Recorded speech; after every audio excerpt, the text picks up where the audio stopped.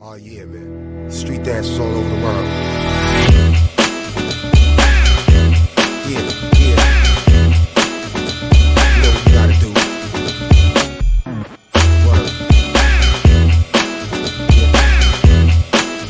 Yeah, let's go, let's go. Let's go. Come on.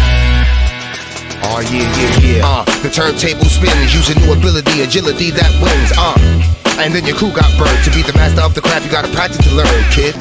The street dancer breaks with 1990s and the 80s paved the way for the days. B-boys emulating the greats like 43s, crazy legs, dynamic breakers with shake. Let's dance to the beat of the drummer that's funky. Way before the beat, this was bugging on Brass Monkey. Hip hop, new cruises, Foxy Enchilada. In the boxy DJing was Africa Bambaataa. Brought back to the Bronx, who hurt the innovator. DJing sound systems, toasting in Jamaica. Now posting, the host with the most, the money maker. Now I'm moving bricks, but I started out as a breaker.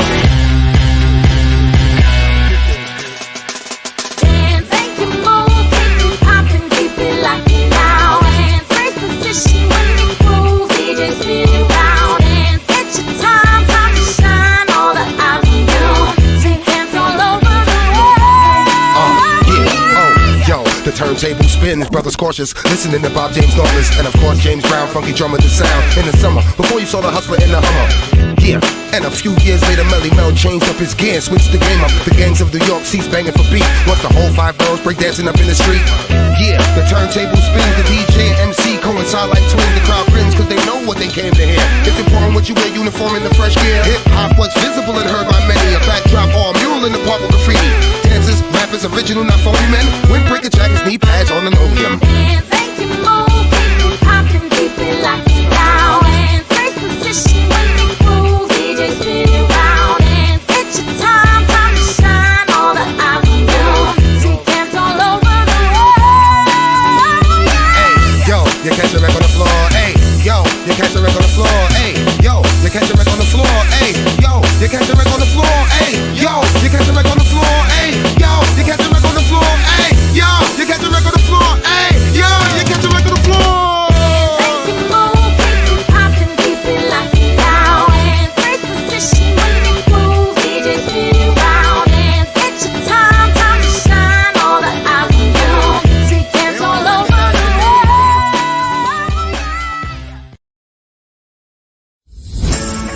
There are 3 easy steps in creating your resume link. Let me show you how. Step 1. Register. Go to www.jobs180.com using any browser and click Register Now. Fill out all the information needed. In choosing your resume link, use your full name so that it looks professional and it's easy to recall by potential employers. For example, Antonio Juan de la Cruz .jobs180.com. Step 2. Create and design. When creating your resume, make sure to complete your personal information and upload your profile picture. One of the highlights of the resume link is the portfolio section. In the portfolio section, you can show off your skills by uploading samples of your work like documents, pictures, videos, and your social media links. Your resume link also features different themes and you can upload a cover photo.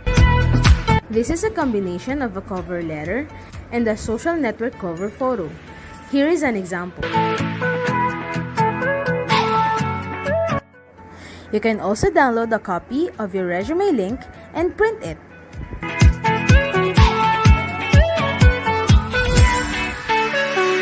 Step 3. Apply for a job. There are many ways to apply with your resume link. First is browsing the job recommendations in your Jobs 180 dashboard.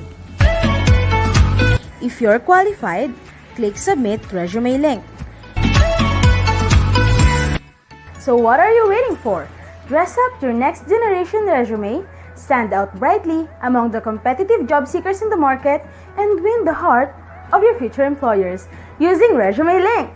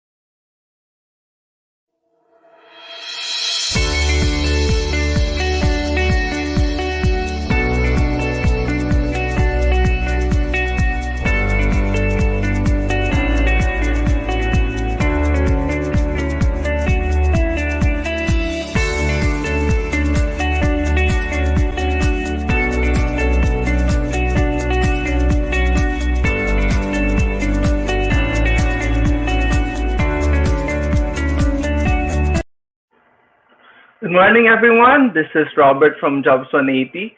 Welcome to Jobs 180's Marketing Me Live.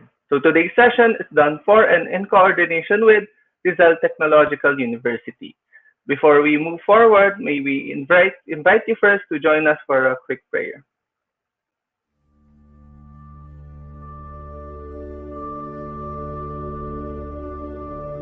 Praise God from whom all blessings flow.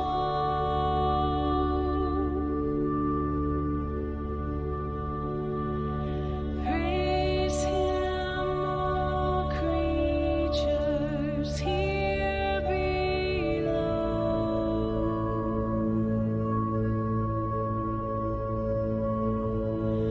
Praise Him above the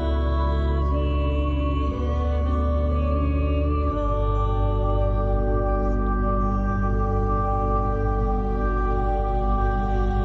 Praise Father, Son, and Holy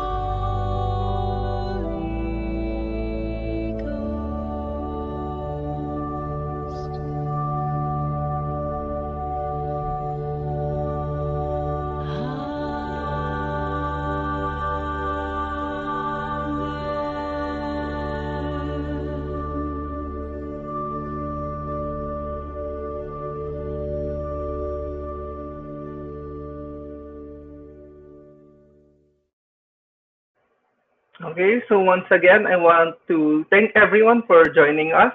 I can see na meron na tayong audience na nagko-comment na kayo, bumabati ng good morning, mga thumbs up nyo, I could see that.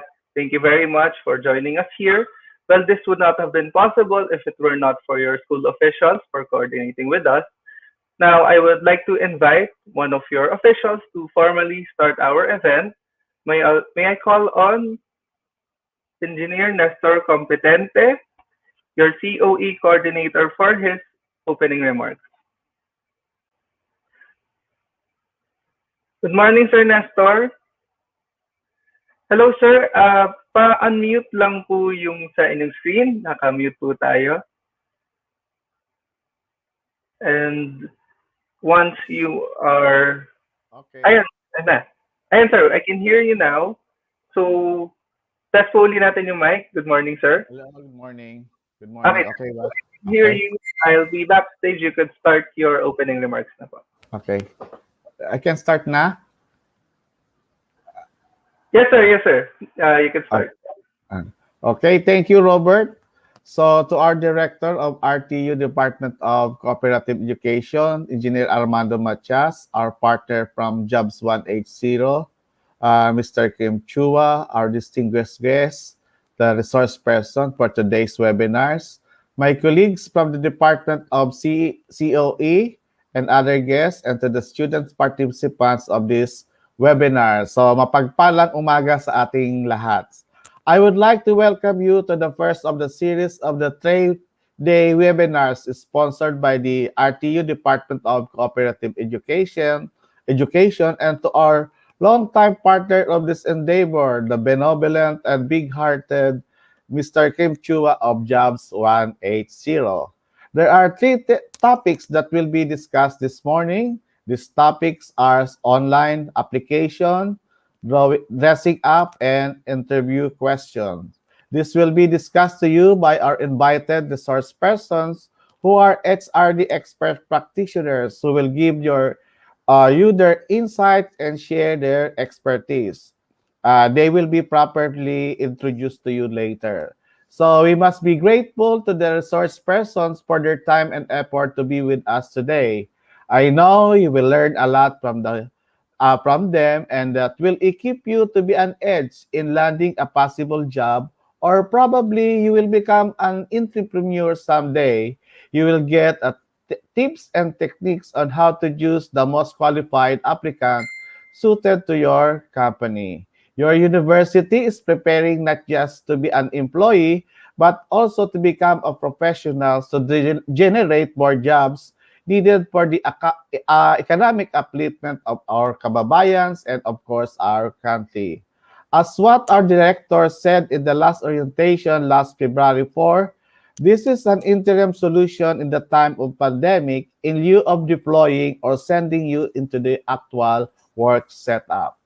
So the Commission in Higher Education, or the CHED, discouraged student in HEI trainings in the companies, and also many companies stopped accepting OJT trainees for the reason of your vulnerability of catching COVID infection in the workplace. So we must cooperate with CHED, and everybody must cooperate to fight this pandemic. Providing you webinars like this is one of the alternative for your continuous learning in cooperative education. There is another phase that your respective coordinators will discuss about this, and they will provide you activities you're going to do related to your specialization. To our dear students, please listen attentively to the speakers and jot down important points or notes. In case you forgot something in today's learning, you will have a note to bring back to your mind of what have discussed today. And besides, you will need your notes in preparing your reflections or reaction paper as your output of what you achieved today. This output will be submitted to your respective coordinators. Before I end my message, I would like to share some words to ponder on, lifted from the net. It says, remember, there is a learning experience in every way possible. Take advantage of every avenue of learning, whether it is through a recorded lecture, it is a discussion with your peers, or from assigned reading. Always look past the obvious meaning of your learning experience, the silver lining, and never lose touch with the reasons you are doing in the first place. Always believe in yourself. And another thing from Albert Einstein, education is not deceived, it is achieved. With this, magandang umaga sa inyong lahat. Welcome to the webinar. Diyos mabalos. Thank you, Sir Nestor, for your message. Thank you for joining us today. Hopefully, tulad ng sabi nyo, we could do our part to make this a positive learning experience for our viewers. So thank you, sir. We hope to see you again po. Okay. Okay, so good morning again to everyone. And as mentioned earlier, nakikita ko kayo being active in the comments, so I know that you are there. We know the students from RTU are here with us, but we want to get to know you better. So please comment your name, your course, and the year of your graduation. Now, I could see na sanay na siguro yung iba dito. I've seen a few na nagko-comment na nito again para dun sa hindi pa sure kung ano ilalagay. Name, course, and the year of your graduation. So please comment dyan sa comment box, nakikita namin yan. And then later, use the same comment box para sa ating Q&A. Okay? So kanina may nagpapa-shoutout. Sorry, hindi ko masya-shoutout yung name nyo unless magtanong kayo ng questions later. So please participate. Okay, so now I would like to move on and show you the topics for today. Although na-mention na kanina ni Sir Nestor, I want to show the topics and show na rin kung sino ang magbibigay ng talk. Anong company ang nire-represent nila.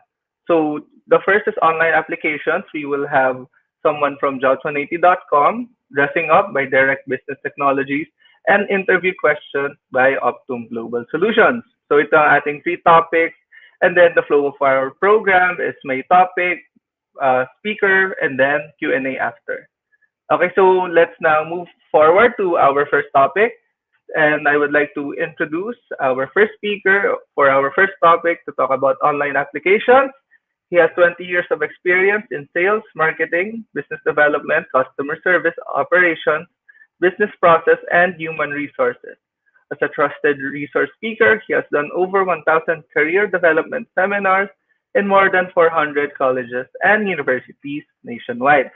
Let's all welcome jobs180.com's Managing Director, Mr. Kim Chua. Hi, good morning. Yes, sir. So, ilang talk ka na yata with our RTU students. I'm sure sanay na kayo na kaharap sila. Namimiss ko na nga pumunta dyan physically para mag-share ng mga kalokohan, no? Pero since nasa pandemic tayo, it's better safe that we stay at home right now. We still deliver itong ating mga webinars at matututo pa rin kayo pag kayo nakinig. Okay? I hope no may marami kayong mapupulot, hindi lang mga ano natin, mga pabiro-biro. So you can use this in your practical application later on. Yun po. Okay. So, sa ating viewers, sa gitna ng mga pabiro-biro ni Sir Kim, meron diyang mga maririnig na tututunan kayo. Sabi nga ni Sir Nestor, kung gusto niyo, jot down niyo pa ang Excel notes niyo. Sige, Sir Kim, testing na po natin ang inyong screen share. Yes, I'm doing that now. Okay, loading, and now I could see it. I could see your screen. Nakalagay after graduation checklist. What do you need before applying for jobs? And then, your audio and video is fine. I'll be heading backstage, back for the Q&A later, and you could start. Okay, thank you. So good morning again, everyone. It's nice to be able to share this opportunity with all of you, especially those who are about to graduate. For those who are already working, then I think this is just a supplement, no, to what you already know and what you currently have. Pero sa mga naghahanap pa ng trabaho or maghahanap pa lang ng trabaho, ito yung mga checklist natin. This is our topic for this morning, for this day. After graduation checklist, what do you need before you start looking for a job? So, let me share with you the outline. So, meron tayong apat na outline. Ito yung guideline natin today. I'll talk about the basic needs, supporting documents, legal documents, and the good to have. Yung mga tinatawag natin mga cherry on top or parang icing on the cake kung tawagin. No? Ito yung mga pampaganda. So, without delaying na, let me go straight to the quick question. Self-reflection muna tayo. Okay? Self-reflection muna. Are you using the right tool? Right now, there are so many platforms, so many online tools that are being offered. You see there left and right. And are you using the right tool? And for you to know kung ito yung right tool para sa inyo, ito yung mga questions ko. Sagutin na lang ninyo. Okay? First, is the tool you're using going to make you stand out? Sa dami-dami na nag-apply ngayon, sigurado ako gusto nyo mag-stand out at kayo ang mapansin kagad ng mga kumpanya. Okay? And this tool can answer that. Another self-reflection question dito ay, yung mga tool ba na ginagamit nyo, are you keeping them in separate files? Example, meron kang academic file, meron kang records, meron kang medical records nakahiwalay, meron ka pang mga example, mga portfolio mo nakahiwalay. If that is what you're doing right now, if that is what you're experiencing, I recommend you use this tool because this tool allows you to store everything na in one file. So it's easier for you to apply. Okay? Another question that you want to answer is, mabilis ba yung proseso? Pag ginamit mo yung tool na ginagamit nyo, will that make the process efficient? Now, definitely, using the tool I will show you, this will make the hiring process more efficient. Not only on the employer side, but also on the applicant side. Okay? Siyempre, di ba, isa rin ito sa mga mainit-init na issue. Magastos ba tong tool na to? For sure, wala itong bayad. This is for free. Definitely, you spend your money and resources to something else. Definitely, itong tool na to, walang bayad. At higit sa lahat, itong tool na ito ay secured. Because I'm sure all of you are listening right now, you want your information to be secured. Okay? And so, ano ba itong tool na to? Let me start with the first item on the outline, the basic needs. So, you have to start by preparing your information. And when you start to do that, you start with the right tool. And this is called the resume link. Resume link is dubbed as the most secured resume. Because, explain ko sa inyo, it is a personalized URL that anyone can open online anytime, provided that that person knows your exact link. So, I'll give you an example para makarelate kayo. If your name is, say, for example, John Santos, ang resume link mo pwede maging johnsantos.jobs180.com. Ganun lang kasimple. Yan na po ang inyong resume link. So, you're now thinking, paano ko gagawa nito? Okay? Let me show you some quick steps. The first step is that you have to register. This is absolutely for free. Wala itong bayad. Libre po ito. Okay? So how do you register? How do you make one? You go to the website of jobs180.com. That's www.jobs180.com, and that is where you click on register on the upper right side of your screen. Okay? As you do that, you have to put the basic information. Okay? And then before we go to the other details, let me remind you that when you start to create your resume link, you begin by using your unique name. Gamitin mo lang ang pangalan mo. Example, ikaw si John Santos. Ang resume link mo pwede maging johnsantos.jobs180.com. Okay? Or pwede mo rin baliktarin. Kung sakali lang may ibang tao naunahan ka, pwede mo baliktarin. Gawin mo siya santosjohn.jobs180.com.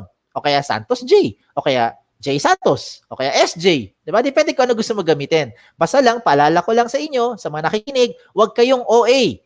Okay? Do not do something like this na nakalagay dyan. El Diablo. O kaya Boss Pogi. Okay? Kahit na pogi ka. O kaya, halimbawa, nakalagay, I am sexy and hot. Because it doesn't sound professional. Imagine applying to a company and then the HR will ask you, sir, do you have your resume? Meron po. Ang resume ko po ay John Santos, 123456780.jobs180.com. Diba? Baka magulat pa yan. Bakit ganun kahaba yung inyong mga pinaglalagay na numbers? Okay? So I recommend whatever your name is, it will sound professional. Okay? So just use your name. Now, as you register, you have to use a valid email. Ano yung mga valid email? Ito yung mga email na bubuksan natin, kagaya ng mga Yahoo, Gmail, Outlook, or any email na bubuksan natin.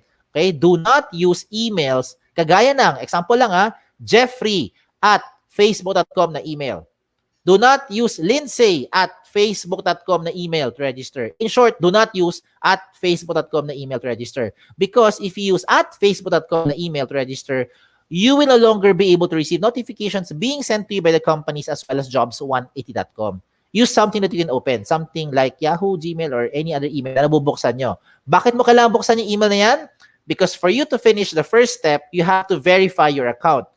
Okay? Ibig sabihin, ikaw nag-register nito, yan ang proof na ikaw ang gumawa ng account mo. You have to open your email, look for the verification link, make sure you have to verify, because if you're not able to verify, hindi kayo makaproceed sa pag-apply sa mga companies. Okay? So you have to verify your account. And you're done with the first step. Ayos? Easy, di ba? That's the first step. Now, let's go to the second step. The second step, as part of the basic need, is that you have to complete the information.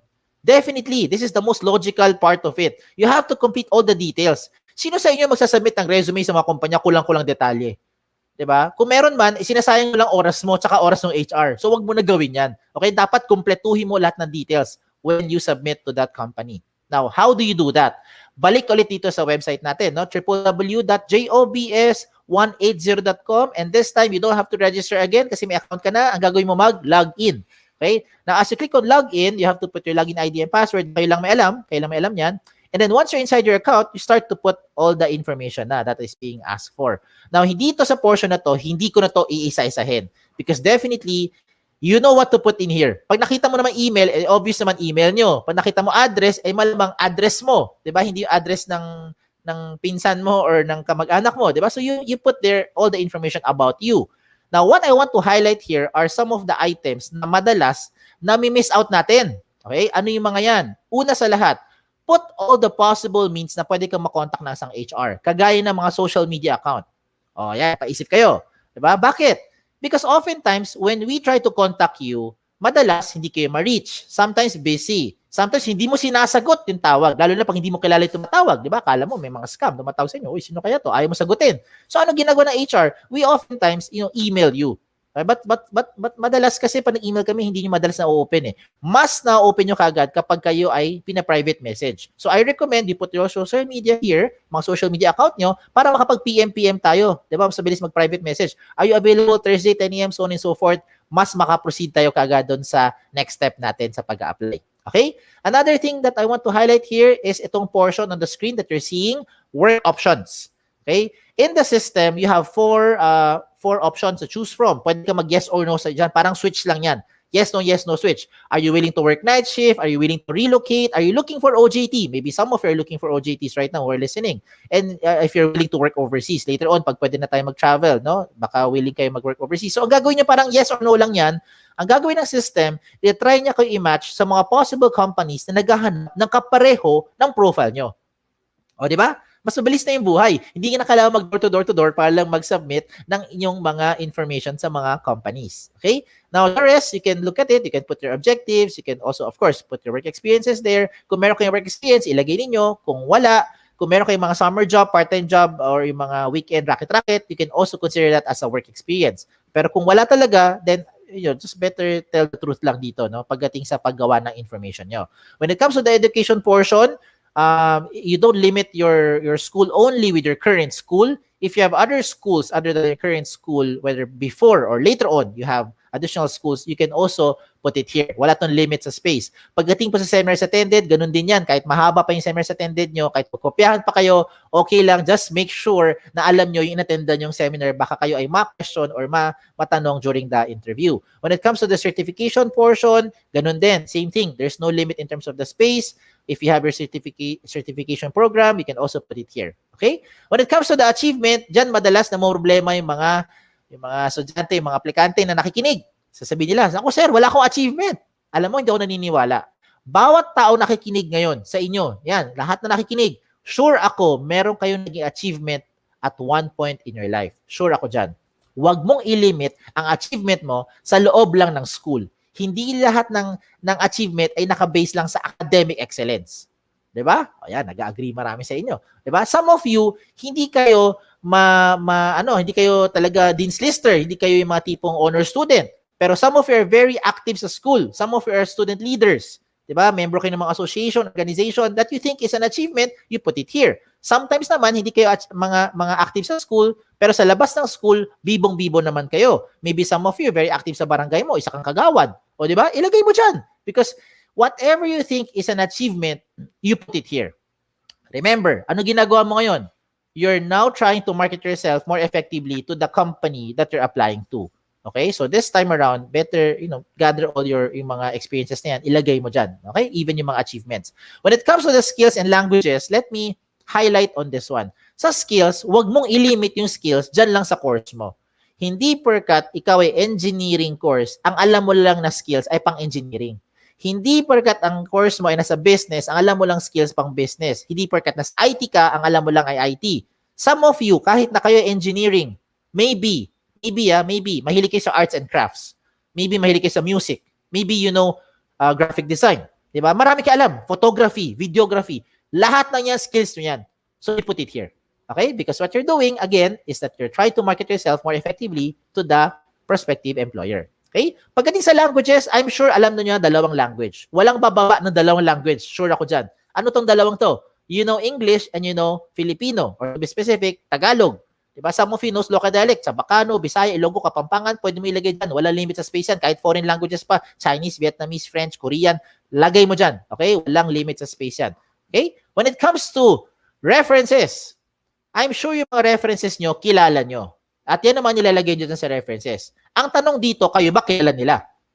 Sana, di ba? Sana all, kilala kayo. Kasi madalas, pag tinatawagan namin yung mga references nyo, hindi kayo maalala. Yung pinaka-worst dyan, talagang hindi kayo kilala. So please tell them na gano'n silang reference para at least pag tinawagan sila to check about you, then they know what to tell, di ba? About you. Okay? So yan yung part ng mga basic needs. Okay? Alam ko, some of you are now reacting, Sir, alam ko na yan eh. Meron na ako niyan. Meron na ako sa Word file ko or sa PDF file ko. Then good. What you need to do na lang is transfer all your information na nagawa mo sa Word file mo, ilipat mo dito sa loob ng resume link para maging secured yung data mo. Okay? Kung bakit maging secured, I'll tell you later on. Okay? In the meantime, tapos na tayo sa basic needs. Okay? Let's now proceed to, babalikan natin tong portion babalikan natin tong page na to.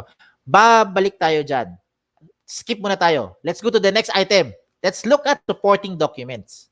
Okay? Ano yung mga supporting documents? Ito yung mga information na nagpapatunay sa mga skills na kiniklaim nyo. Example lang, you're saying na ikaw ay graduate na. Ano yung ebidensya na graduate na? Meron kang transcript. Di ba? Meron kang diploma. Okay? O hindi lang may toga. Yung toga, hindi ebidensya yan. Okay? Yung grad pick, hindi yan ebidensya. Okay? Ito yung mga academic records. Yan ang proof na ikaw ay graduate na. Example, you're saying na wala kang criminal record. Di ba? Ano yung mga example na walang criminal record? Meron kang NBA clearance. Di ba? Meron kang mga barangay clearance. Example yan. Di ba? So, yan yung mga supporting documents na pwede mo ilagay. If you are a licensed professional, you also put your mga documents here. Now, how do you now put them inside your resume or in your resume link? Let me now go share with you first yung mga other documents na kailangan natin, kagaya ng legal documents. Na-mention ko kanina yung NBA clearance. Diba? Hindi lang yan na ebidensya eh. Sometimes you want to work abroad. So ano ebidensya na pwede ka pumunta sa ibang bansa? Diba? Meron kang visa, meron kang passport. Diba? Paano ka magpapatunay na marunong ka mag-drive? Diba? Meron kang Meron kang lisensya, driver's license. See, so get yun naman sinasabi ko. Diba? Hindi ko na ito kailangan i-elaborate. Diba? So these are the items that you need also to prepare before you start to look for a job. Okay, lalo na later on, baka iba pwede to follow. Some companies okay lang, no, to follow. Pero better that you have all these ready na, 'di ba? Anong ebidensya na ikaw ay fit? Meron kang medical clearance. 'Di ba? So lahat ng 'yan, ready ka na. You now attach it here inside your portfolio section. O yan yung sinasabi ko, babalikan natin. Balikan natin yung dashboard nyo. When you go back to your account, 'di ba? When you log in, you start to put the information in. And this time, look at what I'm showing you. Dito sa portion na to, dun sa my portfolio section, dito mo ilalagay ngayon yung mga sinasabi kong proof of your skills. Okay, so if you have your documents, yung mga other license mo, transcript mo, anything, you attach it here para hindi na kailangan maraming files, hiwa-hiwalay pa. 'Di ba? Mag-i-email ka separate files, no need. You just put everything here inside your resume link. And later on, I'll share with you kung paano mo i-send na isahan lang. Okay? Sige, bibitinin muna kayo. Let's go to the next one. Okay? So after you do all these things, some of you are wondering, Sir, pagka ganito yung mga ginawa ko, paano pa ako magsa-stand out? Kung lahat naman kami nag-a-apply, magkakaklase kami, same lahat ng course namin, same lahat ng school namin, same din yung mga teachers namin, pati curriculum namin. So how will I stand out?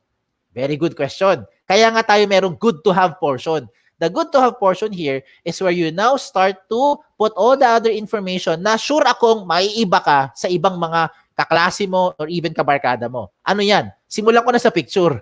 Okay? Malamang hindi mo kukunin picture ng classmate mo at ilalagay mo sa'yo. Diba? So, ano gagawin mo? You put your profile picture. When it comes to the profile picture, hindi ka lang sobrang formal na formal. You don't have to go to the studio para gumastos. What you need to do lang is just make sure you look at the camera with a clean background.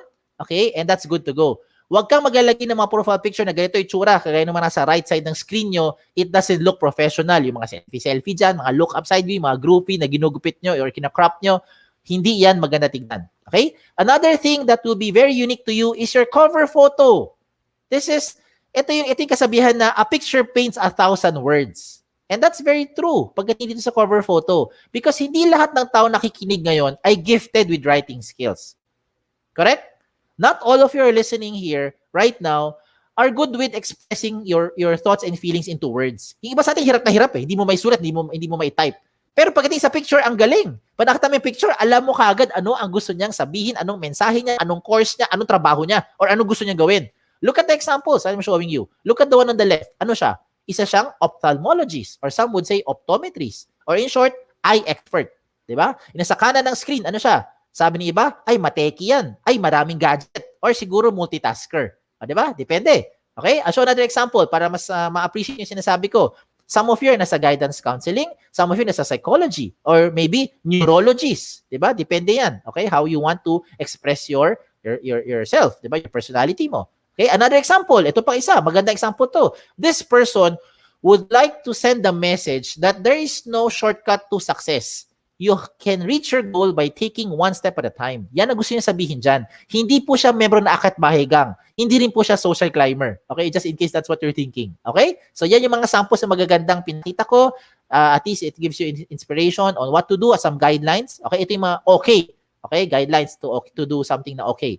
Yung mga next kong papakita ito, huwag niyong gagayahin. Okay? Kung meron tayong mga good to have, ito yung mga not good. Okay? Huwag kayong magpapaka-misteryoso. Kaya ilagay mo yung picture mo dyan, lalaki, babae, in between, okay lang. Because a lot of times, nami-mistaken yung pangalan natin for someone else. Like ako, guilty ako dyan. My name is Kim. A lot of people think babae ako. Diba? Oh, minsan nakita ko sa mga resume, nakalagay, George, Joey, Alex, Chris, Sam. Diba? Isipin ko, lalaki. Yung pala, biglang babae yung aplikante. Diba? So, you better, put your picture there. Para at least alam ng HR who to expect. Okay? Now, another thing that I do not recommend you do is you leave this blank.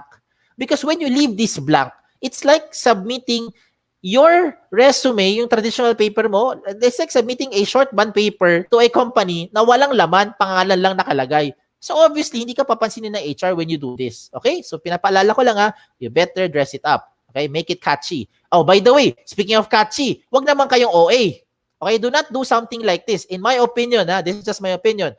I think this is not a good example because ang dating niya parang tamad, happy-go-lucky, chill-chill lang, di ba? Parang ganun yung dating no? Parang, sige lang, chillax lang, ganyan. Di ba? Hindi siya, hindi ko ma-recommend. So, I showed you the good examples and the not so good examples so that you'll be guided. Okay? Kayo nang bahala on how you will be able to express yourself through your cover photo. Okay? Now, let me show a very good example. Itong si ophthalmologist or si optometrist or tawagan natin eye expert. Itong si eye expert na to, kumpleto lahat ng detalye niya. This is what I recommend you to do. You put everything here. Diba? Yung mga basic needs, ilagay mo. Yung mga supporting documents mo, ilagay mo dyan. Yung mga legal documents mo, ilagay mo rin dyan. Everything there. Why? It makes the process more efficient. Diba? When you submit this to the company, to that respective employer, ano gagawin niya? Titignan niya ngayon at lahat ng mga possible na gusto niyang tanongin, nakita na niya yung sagot. Diba? Ano next step? Malamang, tatawagan ka na lang niya para ma-schedule na for the interview. Yan ang gusto natin mangyari. Hindi tatawagan ka para hingiin ka pa ng mga dokumento. Pabalik-balik, tumatagal lang. Diba? Oh, now you're thinking na, uy sir, kung lahat ng yan, nilagay ko, lahat kami magkakaklase, nilagay rin namin. Diba? Maliban sa picture namin saka sa cover photo na naiiba. But everything else, we have the same document. We have the same NBA clearance. We have the same passport. We have the same transcript of records. Pare-pareho Lahat naman kami, pumasa naman kami sa school. How will I stand out? Very good question ulit. This is what you do. And I'm sure, eto, wala na talagang maiiba. This one will really make you stand out. Okay? Ano gagawin mo? You get your smartphones. Okay? Kung walang smartphone, mahiram sa kaibigan. Mag-record ka ng selfie video. Pretend that you're answering basic questions during the interview. Questions like, ano yung mga gasgas na tanong? Tell me something about yourself. Ano pa ba yung mga gasgas na tanong dyan? Why should we hire you? O, di ba? Ayun, mga ganung tanong. Just pretend that you're in an interview that the HR is asking you. What you do? You answer that in front of a camera. I-record mo. Pag hindi mo gusto, i-delete mo. Di ba? Pag type mo na, i-save mo. Upload mo sa YouTube, sa Vimeo. Maraming mga video converter na libre online. Just search for it. Okay? And when you're done, you upload that link in your portfolio section. Ayos? Hindi kailangan mahaba. I did not say it's a telenovela. No, you just keep it short, like 30 minutes, 30 seconds or 1 minute. Okay, keep it less than 1 minute. Okay na yon. You don't have to say it in straight English, but I recommend that if you are comfortable naman using English as a mode of communication, then try to practice English because most of the companies will be checking on your communication skills. I didn't say all. I'm saying most of them. I also did my HR role before. So sinasabi ko sa inyo yung mga bookingan portion. Yan ang dahilan ba't kayo tinatawagan ng mga kumpanya. Diba? Ba't bakit tatawagan? Para tsikahan kayo? Hindi. Tinatawagan kayo kasi gusto nila makita kung yung mga nakasulat ba sa inyong information, sa inyong resume link, diba? And they wanted to check on your communication skills. They want to evaluate. Diba? At least, ay, pwede ba to or hindi? So ganito, hindi na pabalik-balik. They watch the video, they see, ay, mukhang okay to. Ano next step? They call you for the next step na. Yun na yung mangyari. Either invite you to the office or proceed na to the job offer. Ayos, di ba? Yan. So you're now thinking, sa mga nakikinig ngayon sa mga audience, Sir, sabi ninyo, lahat na information ilagay namin dito. Basic needs, legal documents, supporting documents, everything is there. Baka naman yung information ko kumalat na sa buong mundo. Baka naman yung aking mga details nalantad na sa buong internet pag ginawa ko yung resume link. The answer is no. Absolutely no. Kaya nga sinabi itong pinaka-secured na resume platform. Bakit? Kasi kayo ang may control ng privacy settings nyo. You have the ultimate control over your privacy settings. Let me show you how. When you log in your dashboard, just like what I'm showing on the screen right now, you have the settings. No? Go to the settings and choose privacy settings. Now, when you do that, you have different options there to show in public. So, depende yan kung ano gusto mong pakita sa public. Halimbawa lang, ayaw mo pakita ang birthday mo. What do? You turn it off. Ayaw mo pakita yung address mo. What do? Turn it off. Ayaw mo pakita yung mga references mo. Turn it off. Lahat na naka-off, hindi lalabas sa public. Ayos ba? At kayo lang may control niyan.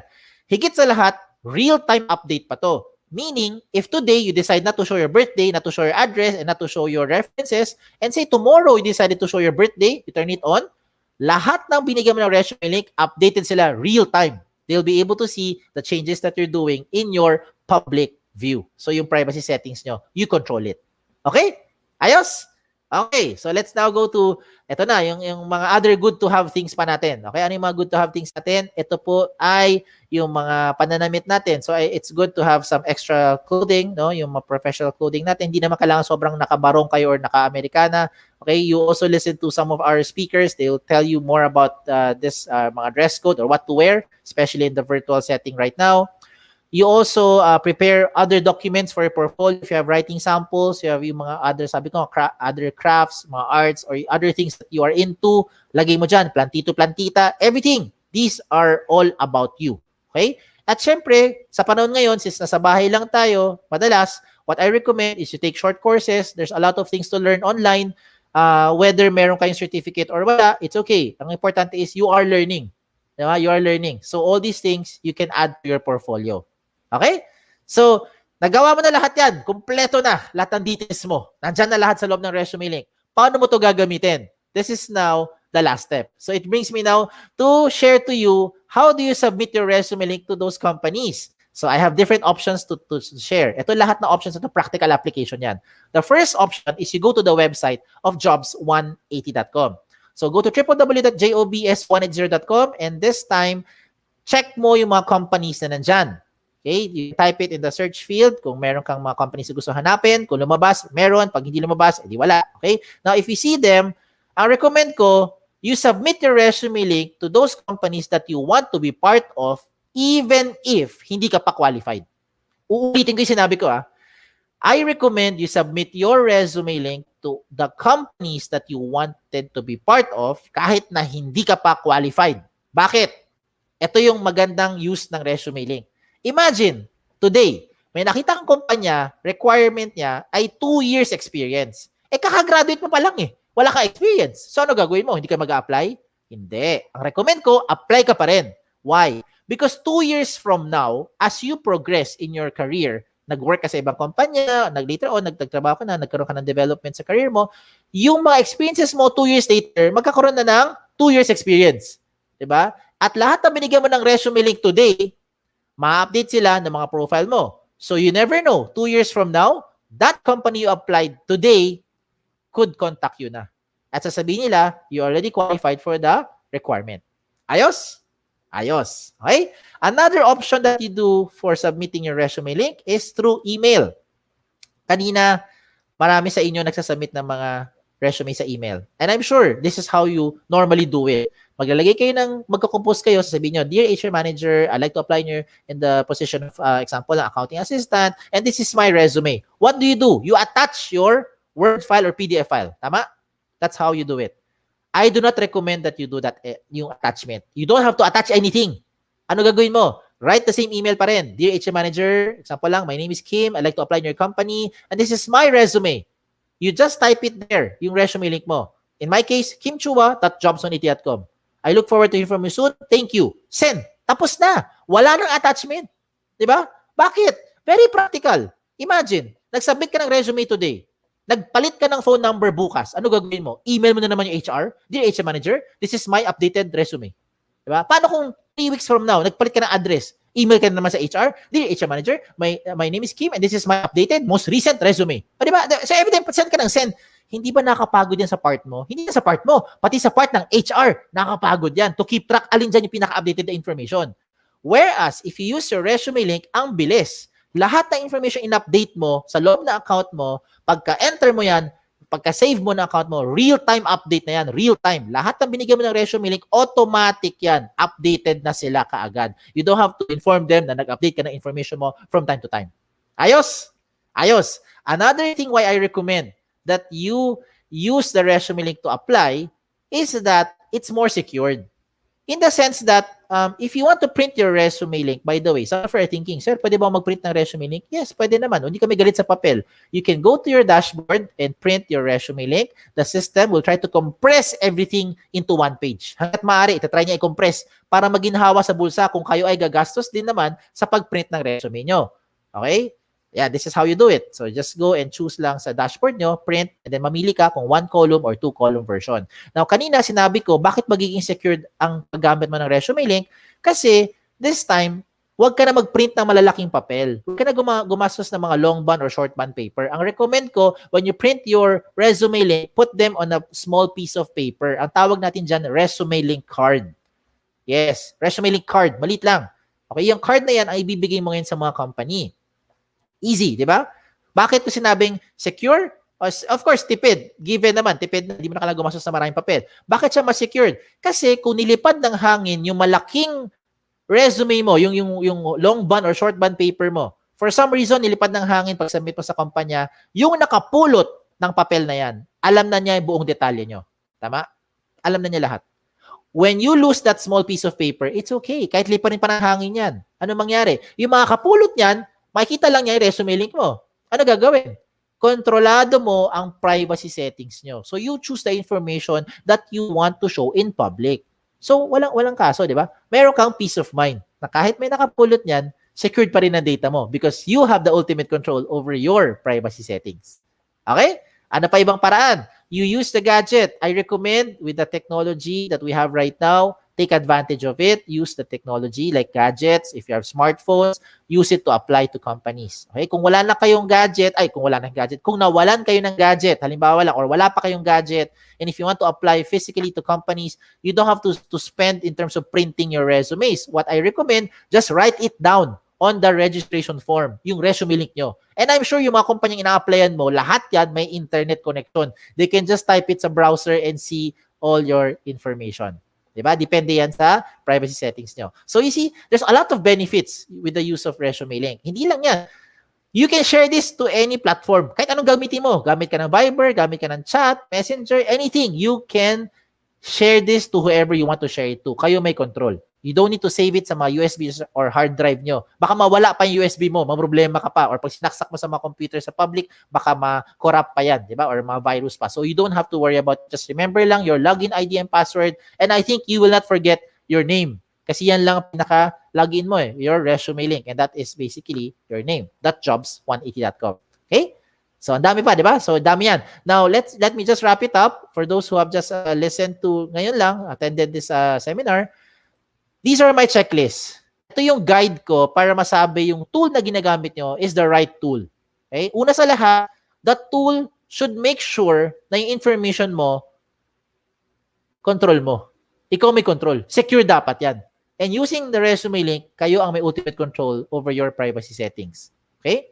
Next, will the process be faster and more efficient? Definitely yes. Using resume link, you can attach whatever you need to attach in there, whatever you want to show or hide real-time dun sa kumpanyang ina-applyan mo. Flexible is in the sense that if you want to print it, you can print it anytime. Di ba? Hindi mo kailangan problema sa saan mo tinago yung file mo sa USB, sa phone mo ba nilagay, or sa laptop nyo, or sa computer nyo. Hindi kailangan. Cloud-based. So you just have to log in and then print. Choose 1 column or 2 column version. Either way, the system will try to compress everything into 1 page. If you really want to have a hard copy na print out ng inyong resume. At hindi ko to kailangan ikwento na. Cost efficient. Obvious naman, sa lahat ng kunento ko sa inyo, wala tong bayad. Libre po ito. Sa mga ibang pilosopong nakikinig at sinasabi, Sir, kailangan namin ng data, may solusyon tayo dyan. Pwede kayo mag-connect pa rin kahit walang data. Punta lang kayo sa kung saan may wifi. No? Baka sa kapitbahay nyo may wifi. Makiconnect muna tayo. Makigamit mo na. And later on, pag may trabaho na, may sweldo na, bayaran mo yung wifi nila. Okay? Yan. So, pangbawi sa paggamit mo ng kanilang wifi. So, be resourceful in trying to connect and come up or create with your resume link. Alright? So, shout out lang ito. Right now, meron po kaming 400 plus school partners nationwide. By the grace of God, isa rin po kayo sa aming mga school partner, and that's the reason why we are here. We are blessed to have this opportunity to be able to share this to all of you. Okay? And if you know anyone who would be using or would be needing itong assistance na to, itong tool na ito, please share this to them. Whether these are your friends, your relatives, di ba? Baka meron kayong mga ibang kakilala na naghanap ng trabaho ngayon or na problema, nag-iisip kung how do I start? This is where you start. You create your resume link. Okay? Ayan. So just in case may question kayo, you can just comment or chat in the comment section. Now, for those who are asking yung mga frequently asked questions, sagutin ko na po. Okay, just give me a few more minutes. Ito na yan. Ito yung mga frequently asked questions. The first question usually is, can I give my resume link to companies who do not know about jobs180.com? Pwede ko ba ito gamitin? Pwede ko ba ito i-apply sa mga kumpanya hindi naman kilala si jobs180.com? The answer is absolutely yes. Basta alam nila ang resume link mo at kayo magbibigay niyan. Kung hindi mo binigay, hindi nila talaga malalaman ang resume link nyo. Okay? Second, is it the same as other job site like LinkedIn, JobStreet, or any other job platform? The answer is no. May dalawang pagkakaiba. May dalawang major difference. Okay? Let me just, of course, with respect to isa sa pinakakilala natin, no, job board, si JobStreet, no, with respect to them, with them, no? If you're using JobStreet, you can only apply to companies who are also using JobStreet. Tama? If you're applying to a company who is not using JobStreet, you cannot use your JobStreet account or JobStreet resume anymore. Okay? With your resume link, pwede mo ito gamitin kahit na kanino, kahit saan, kahit sa ibang bansa pa yan, pwede. Basta may internet connection yung bibigyan mo ng resume link at alam niya ang resume link mo. Isa lang ibig sabihin nun, sa inyo magagaling yon. That's the first difference. The second difference is, if you have already submitted, example lang ulit, if you have already submitted your JobStreet resume to a company, wala ka nang pwedeng baguhin. All the information that you have submitted is already in the hands of the HR. Okay? Wala na. Touch move na yan eh. With your resume link, you can change the information anytime, real time. And it will be reflected dun sa side ng employer na binigyan nyo. Okay? So those are the two major differences. Now, let's look at question number 3. This is the easiest question. Can I keep my information secured? I hope by this time, sa haba ng kunento ko sa inyo, na-convince ko na kayo na ito ang pinaka-secured na platform. Okay, so I recommend you use your resume link. If you have your current resume format in your Word file or mga PDF file nyo, just transfer all the information inside the resume link to make it more secured. Okay, let's look at question number 4. How often should I update my resume link? Gaano kadalas ka ba dapat ina-update ang resume link? Hindi siya araw-araw, hindi siya linggo-linggo, hindi siya buwan-buwan, at hindi siya taon-taon na-update. Ang recommend ko dito, every time. Sa tuwing meron kayong babaguhin, lalo na ang inyong contact information. Okay?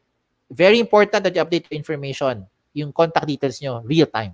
Okay? Para anytime makontak kayo o gusto kayo tawagan ng mga companies, they can easily get in touch with you. Okay? And the last question is just a trivia. Why is this called jobs180.com? The reason why it's called jobs180.com, it's because we want to turn your life around 180 degrees. Hindi siya 360 degrees because when you do that, you only go back to where you started. Ikot ka lang ng ikot. So never ka na nakarating sa pupuntahan mo. Pag 180 degrees, you go straight line towards your career goal. Okay? Just in case may questions pa kayo, you can also email me here sa info@jobs180.com. You can like us on Facebook. You can follow us on Twitter and Instagram to get more updates and mga latest trends in recruitment. Again, my name is Kim Chu Wa. Don't forget the Wa. Okay, na nagsasabing magandang araw po sa inyong lahat. Be safe and thank you. Thank you, Sir Kim, for giving the talk about resume link, online applications, yung needed documents nila. And we will now proceed with the Q&A. We already have questions here from the audience. Dun sa mga gusto humabol pa, sige, comment nyo lang dyan. I think we have time naman para daanan pa ang mga susunod na questions. But the first question na tinanong is from Skipper. Using your resume link, can you build a QR code then? The answer is yes, Sir Skipper. Yes. We've tried that before. We in fact put it in our business cards. Nung meron kaming business cards, of course, dati business cards inaabot namin sa mga companies, diba? Pag kami ay lumalapit at nag-share sa mga schools, we created a QR code para it's easier, simpler. For those with QR, mas mabilis. Yan po. But the answer is... Sir Kim, clarify ko lang, mag-generate sila ng QR code and then lagay nila sa resume link card nila. Yes, that's correct. Okay, so generate nyo elsewhere and then pwede nyo lagay, as usual, yung QR code nyo, pwede nyo lagay sa resume link card. And then, dahil yun na ang topic natin, segue ko na sa ating next question, Sir Kim. We have a question from Paul Jake Taguinod. Good morning po. Saan po pwedeng maka-purchase ng resume link card, or if hindi po, paano po makapag-generate ng resume link card? Yan, nasa Okay. screen niya, sir. Sir Paul Jake, ganito ang gagawin natin. Open your Word file, okay? Or come up with open your Photoshop, depende kung ano gusto mo gawin. Ikaw maggamit ng creative juices mo. Use your creativity to design yung itsura ng card na gusto nyo. Once you're done, you have it printed out sa printer, sa kung saan man, sa mga printing shop. Okay? Hindi po ito templated ni Jobs 180. Yung resume link card po, at your convenience, at your own convenience, pwede ka pang gumawa ng sarili mong design, sarili mong format. Gusto mo triangle, di ba? Kung ayaw mo ng typical rectangle, di ba? Pwede ka gumawa triangle. Gusto mo bilog yung resume link card mo. It's really up to you how you will dress it up. Ang pinopoint out lang namin dito is, you don't have to print the traditional big paper resumes anymore, yung mga long bond paper or short bond paper, kasi una sa lahat, sayang po yon sa print out, sayang sa pera. Pangalawa, yung information na lalagay mo doon, may kita rin naman sa isang link, di ba? Pagka binigay mo yung resume link sa company, and sometimes may mga aplikante kasi hindi sila komportable mag-apply na walang bit-bit. No? Yung parang, ay, kakaiba yata, mag-a-apply ako, wala akong dala. So, kailangan may bit-bit sila. So, ang recommend namin, ang bibit-bitin mo, hindi na yung mga long or short bond paper. Instead, ang bit-bit mo na lang ay resume link card. So, you have a small piece of paper that you still give to the prospective employer or the company when they ask for your resume. Yan po. So, I hope na-answer ko yung sagot, yung tanong mo, Sir Paul J. Yes, sir. So, sa ating audience, pwede kayo mismo ang mag-design ng inyong resume link card. And again, the advantage there is that you could print more kasi nga card siya, mas maliit siya. You could print more in one page than yung usual na one whole page per resume. Sige. Sir, kanina you were mentioning about using a valid email. So, sabi mo nga, wag at facebook.com. So, wag pilitin yung mga ganong email. What if meron school email? Okay. Magagamit po ba to? Well, this is not the first time I encountered that question. Ang recommend ko kasi ganito, yung email na gagamitin nyo sa resume link nyo, hanggat kayo ay nasa school pa, for sure magagamit mo yan if you're using the school email. Paano kung graduate ka na sa school na yan? Hindi mo na magagamit yung email. Pag hindi mo na magagamit, sayang naman. Diba? Because the opportunity doesn't end when you're inside the school only. Diba? You also get more opportunities even after you have already graduated. So, ang recommend ko, gumamit ka ng personal email mo, Yahoo email, Yahoo, Gmail, Ymail, kung ano man to, Outlook, MSN, lahat ng klase na email na pwede mo gamitin. Wag lang yung at facebook.com na email, ha? So, you'll be able to receive notification pa rin.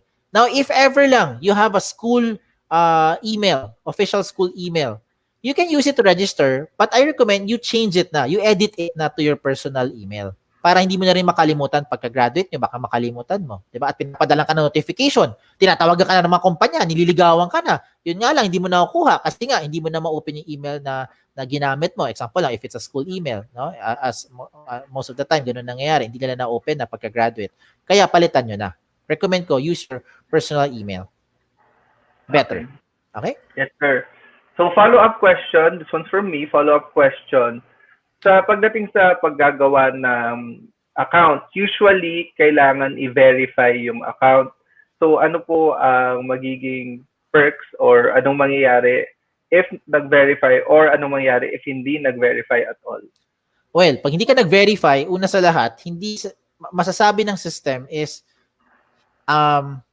hindi ka makakapag-apply. Hindi ka makaka-proceed sa next step. So, doon pa lang, I think na-answer ko na yung tanong. Di ba? Kumbaga, gumawa ka na account para saan? Kung hindi mo rin siya gagamitin. Diba? That's my logical application here. You create an account because you want to receive opportunities. You want to get invitation. You want to get notification. And most of all, you want to be able to apply. Diba? In the most convenient way possible. Diba? Yun ang gusto mo gawin eh. Siyempre, makapag-explore ng opportunity. So, ano yung hadlang doon? Yung hadlang doon yung pag-verify. So, gagawin mo lang, verify your account. Very simple. No? Just open your email, look for the verification link, i-verify mo, yan ang ebidensya ikaw nag-register. Then, you start to receive na yung mga notification and then you can already start submitting your application to the companies. O, di ba? Huwag nyo na pahirapan ng buhay. Di ba? Para masaya, you get a lot of opportunities. Babahain kayo sa dami ng mga possible opportunities na pwede. Okay. Thank you, Sir Kim. So, to our audience, sayang naman ang ating effort. You took the time to register, maybe complete mo yung info mo or what. Pero hindi kayo makaka-apply dahil sa very simple step na pag-verify lang. So please don't forget to verify your account. Check your email, and then verify nyo. Also, you could use that email dahil na-verify nyo para sa retrieving your password. So that's another reason why it's important to do this. Yeah. So, Sir Kim, when should they start making their resume links? Dapat bang gawin na nito nga now na? Papaalala ko na rin, Sir Dong, Sir Engineer Matias, would like to remind everyone that you are required to create a resume link.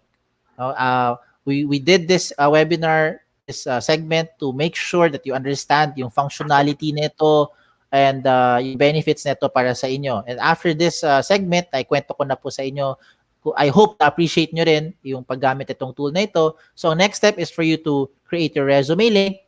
This is part of your COE requirement, as part of your clearance according to ano rin yan, to Engineer Matias.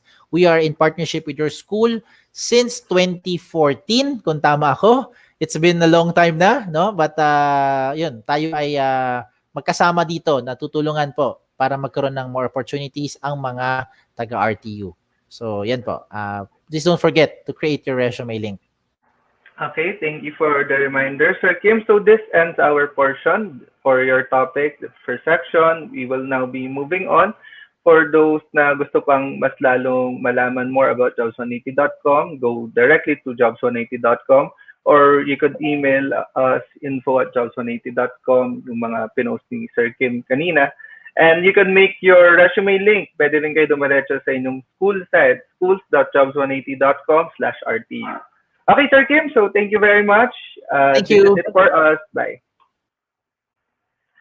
Okay, so that's Sir Kim Chua that's our first topic. We will now be moving on to our second topic. Our second topic, as mentioned earlier, is about dressing up for virtual interviews. So our presenter is Mariel Quiñones, marketing and communications professional with almost 3 years of experience in business development. Currently, she's working for Direct Business Technologies Incorporated as a human resources administrator. Let's all welcome Ms. Mariel Quiñones. Hi, good morning. Thank you, sir, for your introduction. So, the title of today's topic will be Hello. virtual Well, good interview. morning, Sharing Ms. with you some. Mariel. I think yung Hello. video nyo is lagging. Your audio is fine. And double check lang natin. And it seems like it's Okay. working. Okay, so it's working fine again. So sorry about that. So well, we could move Yes, sir. forward. Maybe let's test your screen share na po. Okay po, I'll proceed now with the presentation. Okay, so I can see your screen, pa full screen na lang po. And then loading, and then it's there. Okay, so thank you. Okay. To our audience, Okay. please ask your questions, and we will be addressing it later for our Q&A. Miss Mariel, I'll be heading backstage, and you can now start. Okay, thank you, sir. Ayun, so going back, I will be sharing with you some tips on how to prepare for your virtual interview in terms of dressing up and grooming. So before we go further into the discussion, I want everyone to first think of these virtual interviews as if they are actual or normal job interviews. Prepare for them like you would in a normal job interview. So you would wake up, brush your teeth, take a bath, and pick out your clothes, etc. So I know we all had to adapt to the new normal. Almost everything that required human interaction is now done virtually. So, but it doesn't mean that properly presenting yourself should also stop there. So you might start asking now, where do I begin? First, do your research. Research about the company you're applying for. Once you've acquired a background of what they're basically about, most likely you'll be able to gauge how formal you'll dress for the interview. If it isn't shown in their website or not of your taste, or not of your taste, for example, you can just simply ask or coordinate with the person in charge. And then number two, dress from head to toe. So I know this might sound silly, especially since nasa bahay lang naman most of you, and you'd think na only the top half lang naman yung makikita sa camera. Still, you'll never know what the interview is going to require from you. And also, as I've mentioned earlier, dressing up and preparing as if you're actually going to a job interview helps establish the mindset na I will get this job, I will be hired in this job, which will eventually affect how you'll present yourself. And then moving on, if we're going to talk about clothing, I'd say just keep it simple. So proper lighting will be your best friend here. So for the ladies especially, avoid accessory much as they could possibly reflect light that would distract the interviewer. You might also be wearing earphones or headphones to be able to hear what the interviewer is saying. So avoid wearing a lot of accessories to prevent these wires from getting tangled with your necklaces or earrings. And then next, do wear colors that suit you, but try to avoid bright colors as much as possible. Next, patterns. I'm not saying that you should completely avoid them. Subtle patterns are okay, but ones that are too complex might, again, distract the employer from focusing on you, which should be the main point of the interview. And then next,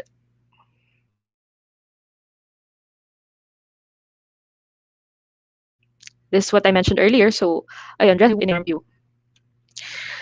Okay, so here's an example of what you might want to consider wearing. So, a blouse or a button down skirt for women will go well with probably a skirt or slacks and black flats. Feel free to explore your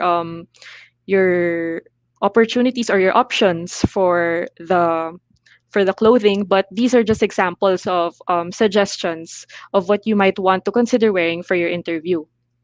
And then for men, it doesn't necessarily have to be long sleeved button downs. Or you may also wear din naman mga short sleeved ones. So go for whichever you're comfortable with and then pair them with slacks or dark color jeans.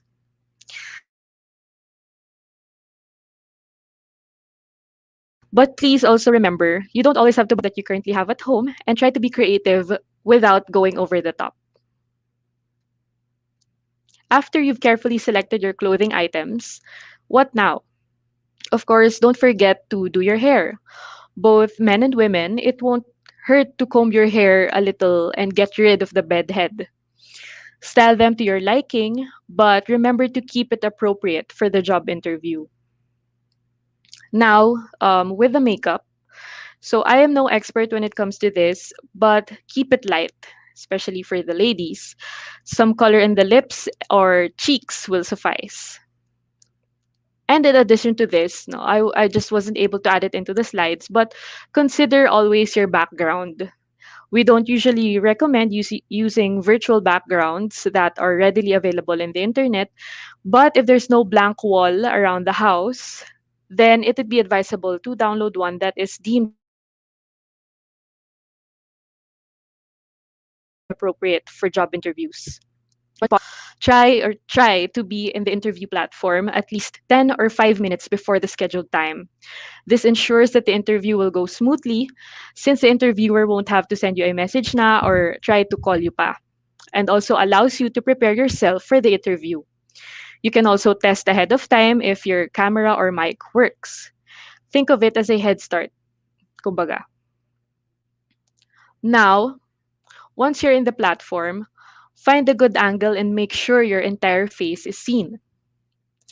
So in the end, balance plus confidence will always be key. Mix and match your clothes and find out which suits you better.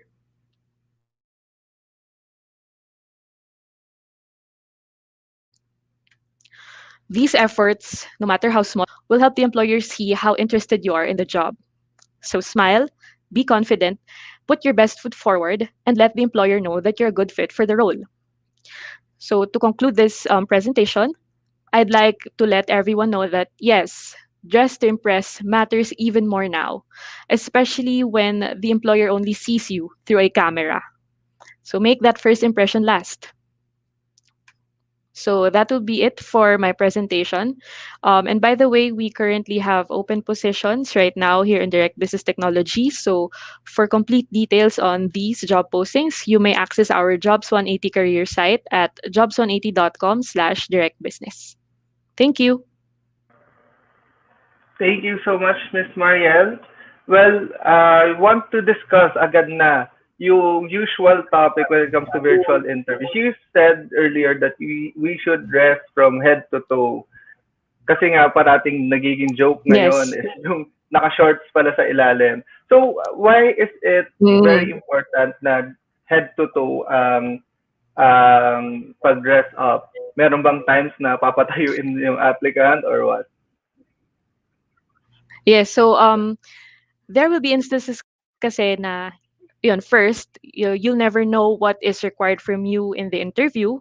There may be times na ayun, baka makalimutan mo or mawala sa isip mo na naka-pajamas ka pala or naka-shorts ka sa baba, and then mag-excuse ka dun sa interviewer, natatayo ka, and then makita na hindi ka naman pala fully dressed from head to toe. But basically, apart from that, no, it's more on the internal side, yung establishing the mindset in you na you're going to an interview. So if you're dressed from head to toe, most likely you'll be able to carry yourself better, to present yourself better to the employer. Yes. Ay, sorry, naglag lang ng konti. But to Yes. sum up to our audience, you never know, baka may reason para tumayo kayo, baka may inabot kayo or something, may tumunog, may binuksan pinto, nag-lean forward kayo, tapos makita na naka-shorts or pajamas kayo. You never know. But also, na-mention ni Ms. Mariel, it's about preparing yourself, getting into the right mindset. Iba kasi ang feeling, isipin nyo, ako, well, if bagong gising diretso work versus nag-prepare mismo, it's a huge difference pagdating doon. And yes, this is why it's important for you to dress from head to toe. So, Miss Mariel, moving on, Yes. you mentioned Okay. also about doing your research about what you should wear. I have had experiences before na sinasabi ni HR na it's up to me, bahala ako. You, dress as you are. Yan yung mga terms na ginagamit. So, what does that really mean for our audience?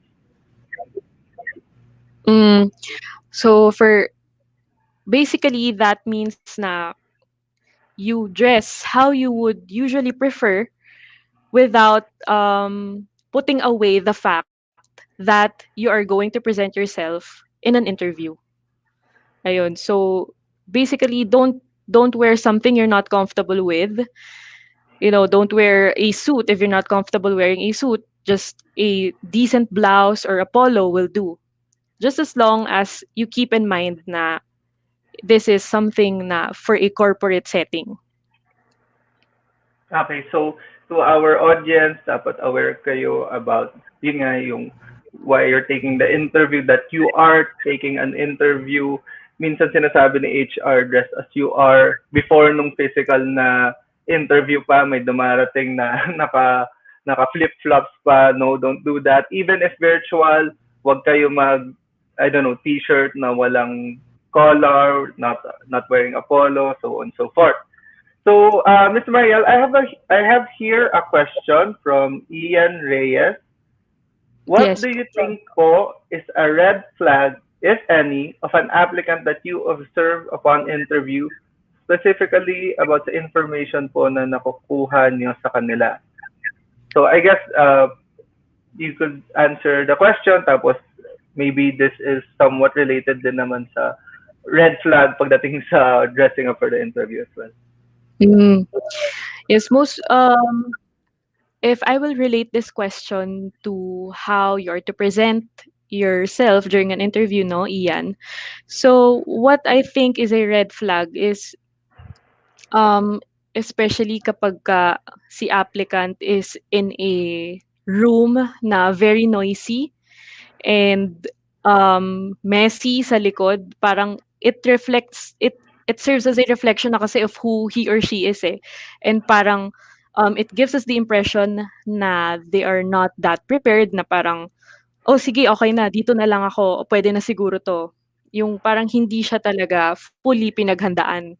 It gives us the impression na gano'n, especially 'pag hindi gano'n ka-established yung area niya kung saan siya magte-take ng interview. I Okay, hope thank that you, Ms. answered the Mariel. question. So to our audience, ang dressing up, not limited to you. Dress up mo na rin yung nasa likod mo. Kasama yun sa dapat Yes. nating kinoconsider. So, well, Miss Mariel, in relation to preparing yung background about yung noise and such, kasama I'm guessing is yung mga internet connection, video. Paano kung hindi mapakita ng ating applicants ang kanilang way of dressing up if nagloloko yung video nila? Would you advise na turn off yung video na hindi makita si applicant? Is this something that's okay? Usually for technical difficulties that we experienced na yung sa connection, naglalag yung video ni applicant, we still try to work it out by leaving and entering the meeting room. We try to coordinate with them.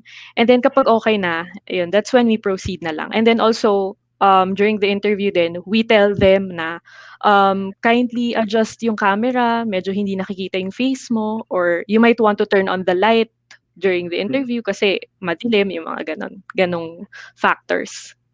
Okay. So, important yon to our viewers. Baka yung iba dyan, dadayain, ayaw makita yung damit, i-zoom in sa mukha niya ng sobra-sobra. Don't do that. Again, it's part of kung anong dinidiscuss with HR. Kung nilapit niya yung mukha niyo dahil ayaw makita yung damit, papa-atrasin kayo ni Miss Mariel. Gusto niya makita how you present yourself. Also, yung wag mo rin harangan, gawa ng paraan para maharangan yung nasa likod mo. Ang HR ay iniisip din to mga to.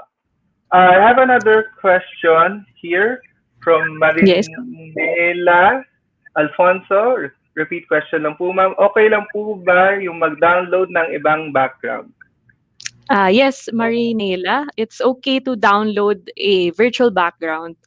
Pero please take into consideration lang yung mga ones na appropriate for job interviews. Hindi yung mga, minsan kasi may mga virtual backgrounds na based sa mga Netflix series, mga ganon. So please consider yung mga for corporate ones. It's okay to download if wala talagang blank wall na pwede kang umupo for the interview. Okay.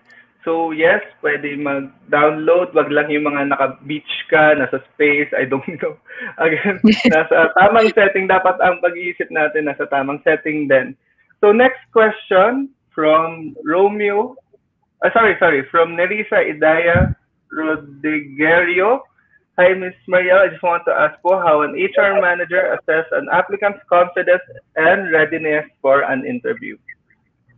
So, ayun, thank you for that question, Arisa. So, basically, we assess an applicant's confidence and readiness for an interview based on how he or she starts presenting himself. Na as much as possible, smile, loosen up, and don't be too stern when it comes to doing a job interview. So, yun lang naman. Yun. Yeah, so be aware of that to our audience. Baka yung iba dahil well-dressed sila na baka isipin nila na dapat super formal pati yung sagot kasi formal yung damit ko. No, it's not like that. You could loosen Yes. up then something that HR actually wants to see. Okay, so I was mentioning earlier, mayroon pa tayong isang questions from Sir Romeo Philip Obales. Do really dressing up through an interview is essential rather than accepting by HR the most suitable personnel fitted on the job? Yes, actually. So, apart kasi from your profile, your expertise, whether you think it's a good fit for the role, no, Romeo, it's important to put your effort into dressing up and making sure na you look good in front of the employer kasi it gives the impression to us that you really want the job. So if for example na you're slacking and ayun, as I mentioned earlier, magulo yung background mo, you did not prepare well. So it will give us the impression na you're not really interested in the job. Ayun. Okay, so Sir Romeo, it's also about showing the company na actually basic respect that you want to be working for them. Gusto natin na best foot forward parate. and that really shows agad how bad you want the job if you really want to be part of the company. If sa start pa lang hindi na tayo nag-effort kahit bare minimum. Okay? So, we have more questions from Mark Raimundo. Good morning po. Ano-ano po ba ang softwares, applications used kapag nag interview po kayo ng applicant? Thank you po. Yes. So, Mark, right now we currently use Microsoft Teams for our online interviews. Okay, so And I Microsoft hope that Teams. answered the question.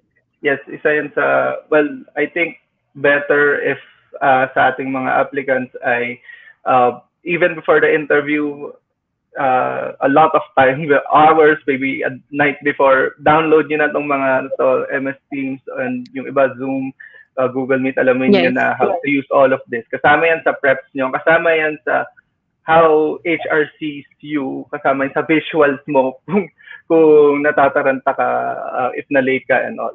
So I think I could go to our last question. So to our audience, if my questions kayo, you can send it later to us. But this is our last question for this topic from Prince AC Santos. Hello po. About po sa questions during interview, good na po ba yung 1 or 2 sentences na answer?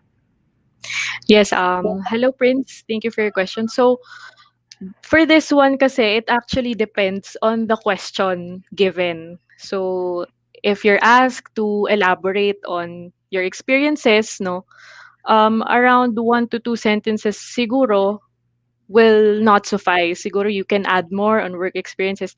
But if you're a fresh grad, siguro naman okay na to. Pero ayun, it will be much better if you can elaborate more about yourself. Ayun. Okay. So we hope that answers your question, Sir Prince. And that's it for our session today. Thank you very much, Ms. Mariel. We are glad to have you with us here. First time ko kayo makasama sa talk and hopefully Yes. meron pang iba later on. So to our viewers that would like to know more about yung company ni Ms. Mariel, go to jobs180.com/direct business. Please take notes sa spelling. And dyan yan sa screen nyo, you could see na nag-scroll down there. You could see more info about the company, but also yung kanilang open position. Okay, so thank you, Ms. Yes. Mariel. We hope to see you Thank you, soon. Sir Robert. Okay, so that was Ms. Mariel for our second topic. We can now move on to our last topic. And well, before that, I would like to thank the audience for being participative. It's always nice to answer directly your questions. So keep it up para dito sa ating last na topic about interview questions. To introduce our speaker, she is a college graduate from De La Salle University, Manila, where she finished her course of international studies, majoring in European studies. She then started her first job in Citigroup Business Process Solutions back in 2010 as a sourcing associate. Today, she is currently employed for more than 7 years with Optum Global Solutions as a recruitment manager who handles specifically the campus and graduates program. Let's all welcome Ms. Reese Pasha from Optum Global Solutions. Ms. Reese, are you there na po? Okay, so while we're waiting for Ms. Reese, I think naglo-load naman na ang video niya. Reminder to our applicants that it's important for you to start making your resume link as announced kanina by Sir Kim that you are actually required to make one. And wag na natin patagalin, gawin na natin to agad. Baka makalimutan pa natin yung mga tips na binigay kanina ni Sir Kim. Okay? So, let's try again, Ms. Reese. I could see na nagla-log in na siya. Just fixing the camera, Robert. Sorry. Okay. No problem, Ms. Reese. So, camera na lang. And then we could begin. So, again, the topic is about yung sa interviews. And then it's important for us. Kasi kanina, na sabi na that we have prepared yung inyong application. Sabihin natin, for interview na kayo with our second topic, you know how to dress well. Dito naman, we would like to share to you what's best to and how would you answer yung interview questions.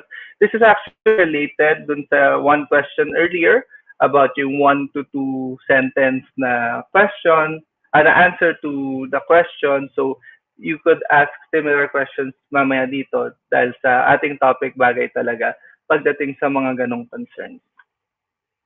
Okay, so let's check again with Miss Reese. Kanina, she was just fixing her microphones. And while we're waiting, you could look into jobs180.com/optum. That's yung company ni Miss Reese. Diyan yung makikita to learn more about their company, to see their job openings. Yan. You can see dyan again sa screen nyo. From time to time, silipin nyo yung nag-scroll sa ilalim nyo for each company na papakita ang kanilang jobs180.com na site. So, there, jobs180.com/optum. See that there. Also, if pupunta kayo sa na-mention kong site kanina, schools.jobs180.com/RTU, makikita nyo din, aside from being able to register and log in there, makikita nyo yung companies that have openings to learn more about yung companies. Yung Optum Global Solutions, yung company ni Ms. Reese, you could be directed dun sa kanilang web page sa aming jobs180.com slide. So that's one way for you to reach yung company ni Mysteries, but also pwede rin kayo directly pumunta na sa jobs180.com and then type nyo Optum or type nyo mga job na sinesearch nyo, tapos makikita nyo na yung mga openings, may mga keywords. I'm sure more or less may lalabas na position from Optum doon. Sige. Yeah. Mysteries, yes? How's Yeah, your... I'm ready. I think I'll just start with my presentation. I don't know what's happening to my camera, so at least you can see my screen from. I believe that you can see my presentation, if ever. Okay, so straight na po tayo sa presentation and Yes. then on full screen na. Okay, so I will be back later, Ms. Reese, for our Q&A. You can start as soon as I am backstage. All right. Thank you so much, Sir Robert. So, good morning, everyone. My name is Reese Pasha. I am from Optum Global Solutions Philippines, and I am very happy for you all to be joining us this morning, especially for this webinar where I will be able to teach you a few tips on how to answer interview questions, and of course, give you a background about the organization that I work for. So, just to start things off, I would like to really just say hello. Usually, when I have career talks, the face to face career talks, I like to introduce myself first in a very casual way. How I see career talks is a way for us to really engage with each other. And since the pandemic has hit, since most of the career talks have become webinars already, it's best that we still keep things very engaging. So I just hope that this would be a good time for me to introduce myself in a more fun way. So just to go through it very quickly, I am Reese Pasha. So I have been with Optum Global Solutions Philippines for over 8 years already. It was my second job, actually. So I was with Citigroup for about 2 years and 10 months. And then I had the opportunity to join Optum Global Solutions back in November of 2012, and have been with the organization since then.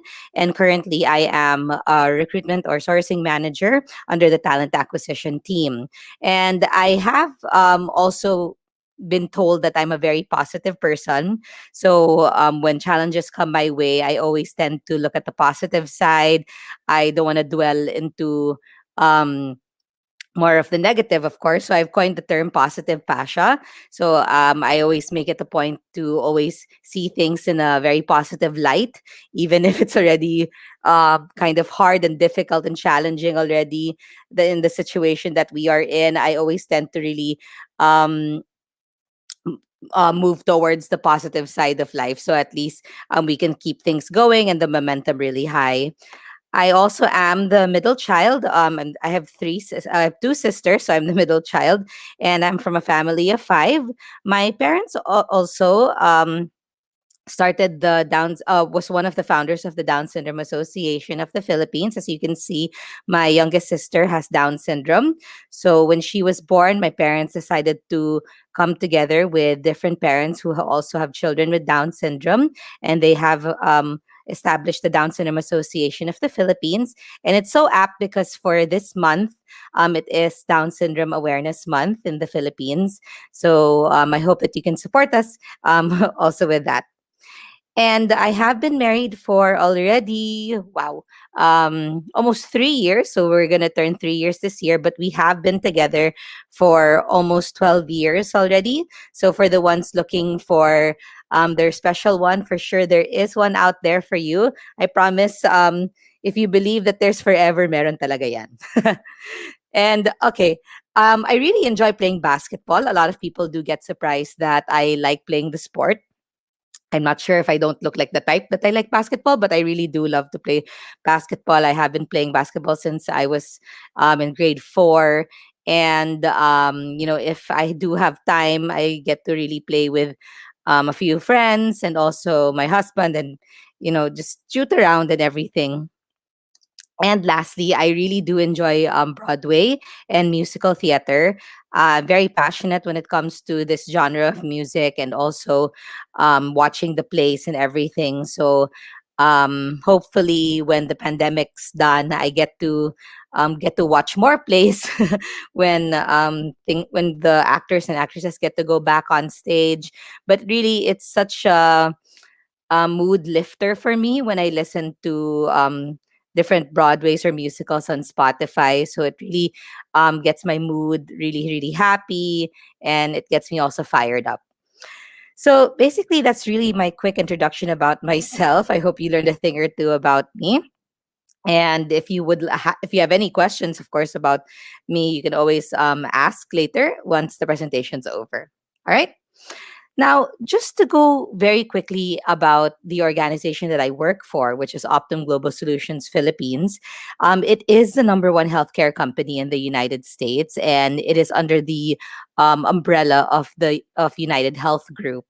Now, if I hope if you guys remember that we were known as United Health Group before, but we rebranded to Optum Global Solutions Philippines back in 2017 here in the Philippines. It's because we wanted to really cast a bigger net and have several businesses really go under the organization so that we can even grow bigger within the Philippines. So we are a Fortune 7 company serving virtually every dimension of the healthcare systems. Locally, you can compare us. I think the closest that you can compare our company to, so at least you have kind of you kind of have a company that you can compare us to, it would be at least locally Intellicare or Maxicare. A little bit of maybe Phil. Yeah, no, no, no. Intellicare and Maxicare. Yeah, I think that's the best comparison that we can look for right now because they are healthcare insurance companies, and similarly we are also a healthcare insurance company, but definitely we are much bigger in size and in scale. So approximately we are already at about almost actually we are over 200,000 employees worldwide and over 19,000 employees in the Philippines. So as you can see that we are also growing very quickly. Even if the pandemic hit last year in 2020, we were still able to continue our hiring process and still grow even bigger in 2020. And we work with a diverse set of clients across 150 countries. We are, again, a global organization found in different parts of and different continents in the world. And we touch nearly every aspect of healthcare financing and delivery. So we truly make sure that every individual that is part of the organization and also takes part of being part of Optum really has that opportunity to live through our mission and values, which I will be discussing next. I'm really proud to say that my organization also lives through their mission and values very well. Not a lot of organizations, I believe, take time to really discuss what their mission and values are. Usually they just go through it very quickly during their new employee orientation. They just discuss it very quickly. These are the company's missions, these are the company's values. But within Optum, it's very important that we discuss this in our platforms and when we have discussions with our employees, our CEOs, and also business leaders, always bring up our mission and values because it's very important and it really is the foundation of each employee of the organization. And to touch upon, of course, our mission and values, it's really to help people live healthier lives and to help make the health system work better for everyone. And it's very much true. And I've really seen the mission and values ring true, especially during the times of the pandemic. Um, it was very hard, of course, for everyone to adjust, especially with the changes from working from home and everything. But the business leaders made sure that we were still there to help the employees and to help our clients really, of course, continue living their healthiest lives. And also, we were still able to tweak the healthcare system to make things better work for everyone. We had to adjust very quickly, especially with business continuity within the global organization. And also, with our values of integrity, compassion, relationships, innovation, and performance, we make sure that we are able to truly do this in the daily work that we do. Of course, not everything all at the same time, but we, as an employee of Optum and being part of the organization, we make sure that we live through our values in the work that we do, in how we talk to our clients and how we talk to our customers, how we talk to, of course, the candidates that apply within the organization. We always say that as a candidate, you are already one step in the door in being part of an employee of Optum. So as early as already your recruitment process, we already discuss about our mission and values because we want to already influence you and also kind of show you our mission and values during that step. So it's a very good recruitment process, I believe, especially when you have that discussion with your recruiter. And also, we are a fun and engaging group. Our company loves to celebrate milestones and also big events. As you can see below, that we had the opportunity to celebrate Sinulog in Cebu that I think was about maybe 3 years ago. So our Cebu talent acquisition team was able to really celebrate Sinulog and even dressed up. In the middle picture, you can see that we also celebrated Women's Month. I believe this was back in 2019, and that was in May. And also, of course, we were able to really celebrate diversity and inclusion through the Pride Month. So that was June of 2019, where we were able to really highlight our LGBTQT employees of the organization back in Pride Month of June of 2019. So we really would love to celebrate milestones. We enjoy in highlighting our employees for their diversity, and also we make sure that we are able to really celebrate these things together. Now, our operations in the Philippines, we do have four major sites. Our first site that was put up was in Taguig. So this is also our main site. We have two buildings. This would be in Science Hub. Now we do have the two towers, Science Hub 1 and Science Hub 2. And this is our building right beside the Grand Piazza Mall. So if you are familiar with the mall with the lake or sorry, the Grand Canal, our office is right beside that. And it's located in the McKinley Hill site, McKinley Hill in Taguig City. And our second site that was built was in Cebu. So this would be in the Calix Center in Cebu IT Park. And we do have also two buildings there. So we have the Calix building and also our Philinvest building. And our third site would be in Quezon City, found in UP Ayala Techno Hub, which we also have two buildings. And lastly, in Alabang, which we have three buildings there. One of our main buildings would be in Vector 3 building in North Gate Cyber Zone in Philinvest City, Alabang. So we are growing very quickly within the organization and hoping also to look for more locations that we can also could start our business in. We also have, of course, opportunities within these hiring and also career areas under technology, customer service, our clinical business, and shared services. So, our two businesses that are growing very quickly within this year and within our organization would be the technology and clinical business. For technology, it would be mostly positions under analytics, automation, information security, and data science. But and also for our clinical roles, we also have opportunities for registered nurses, USRNs. So these are nurses who have licenses to work in the United States, and medical coders, and of course, graduates from allied health courses. So these are very important to remember. We also have that opportunity to train you to be, of course, ready to be part of these positions within the organization. I also want to touch upon our opportunities under customer service, where we handle medium to high complex customer support roles.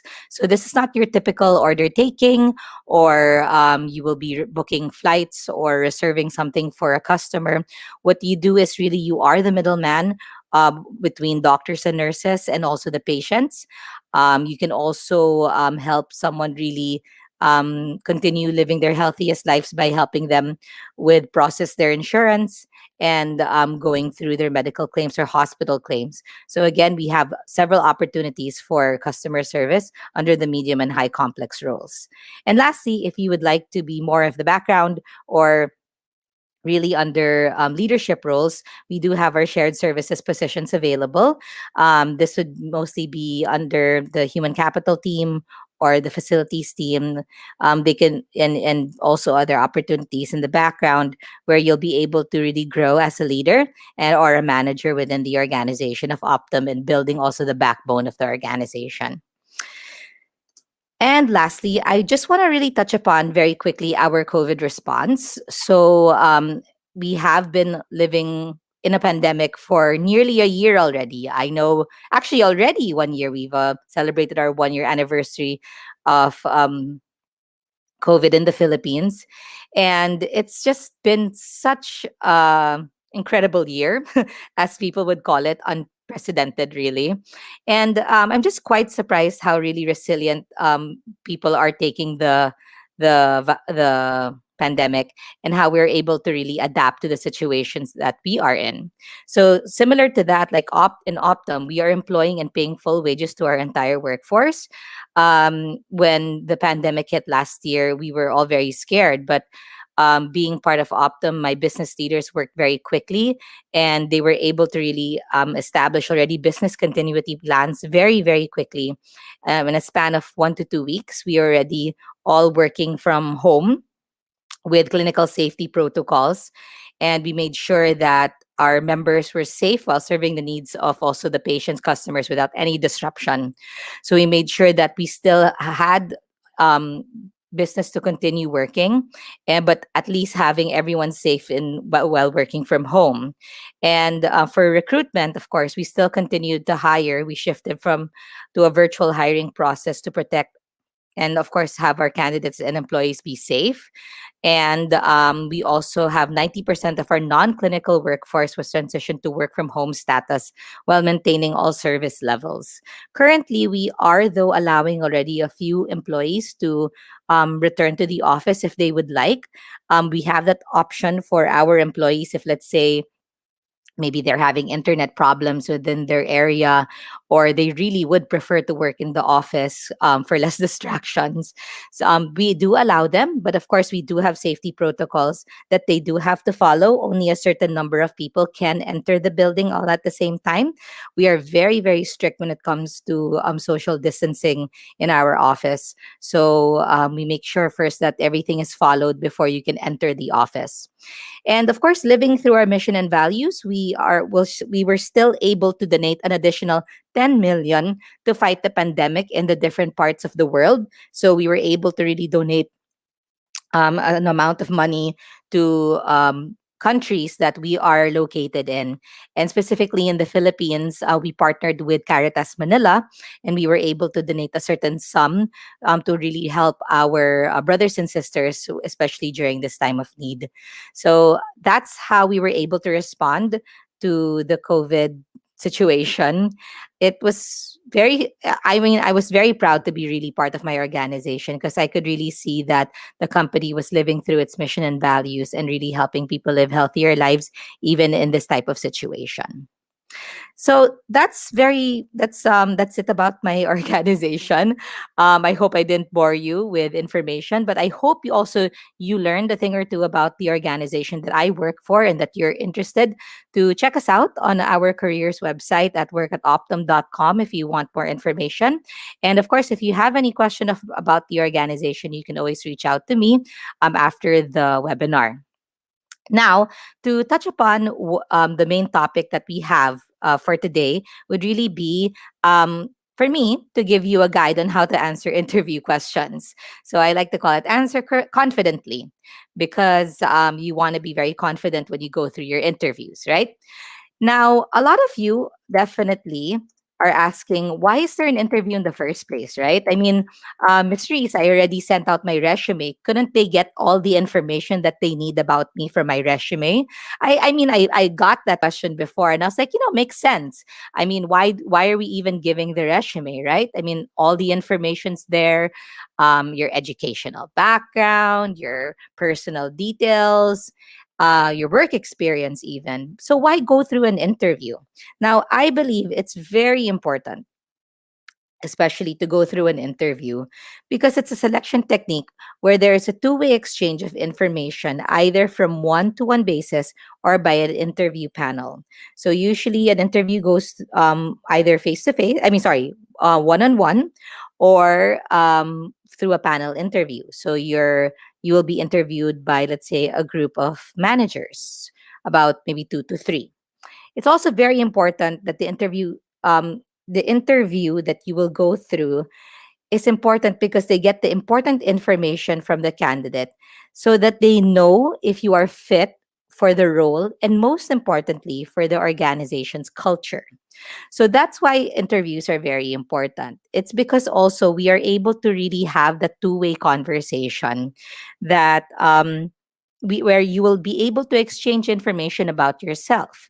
So unlike a resume where the interviewer or the recruiter will just be going through your resume very quickly, um, not really knowing who you really are, maybe put you to a position that you are not actually likely to like, or you don't want to be part of that position. So with an interview, at least we are able to have that two-way conversation, understanding who you are, understanding your previous experiences and what you went through, let's say in college, your educational background, in a conversation, so we know if you are a perfect fit for the position, and most importantly, for the organization culture. Okay.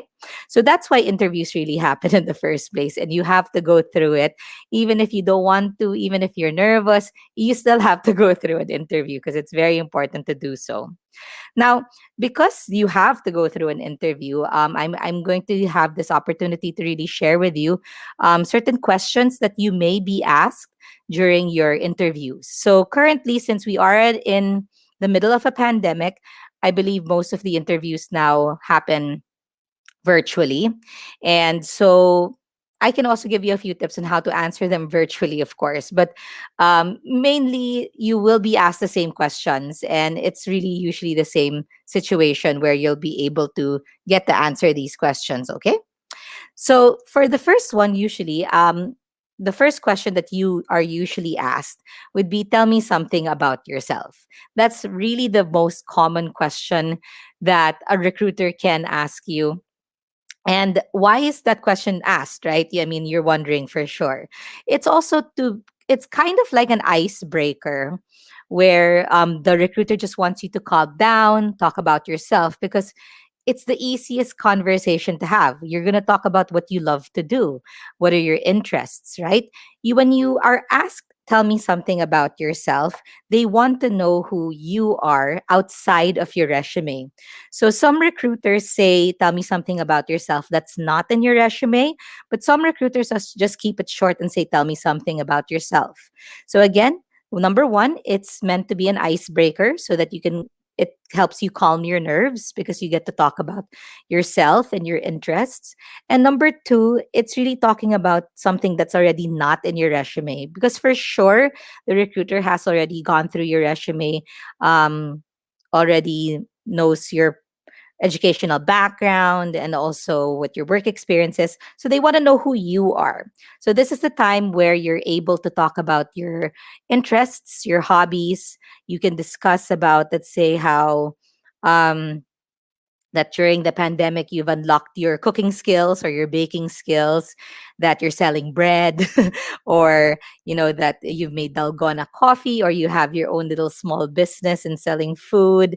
It's just very interesting to discuss these things during this time, because again, it also will help you calm yourself, and it will also kind of lighten the mood for the interview.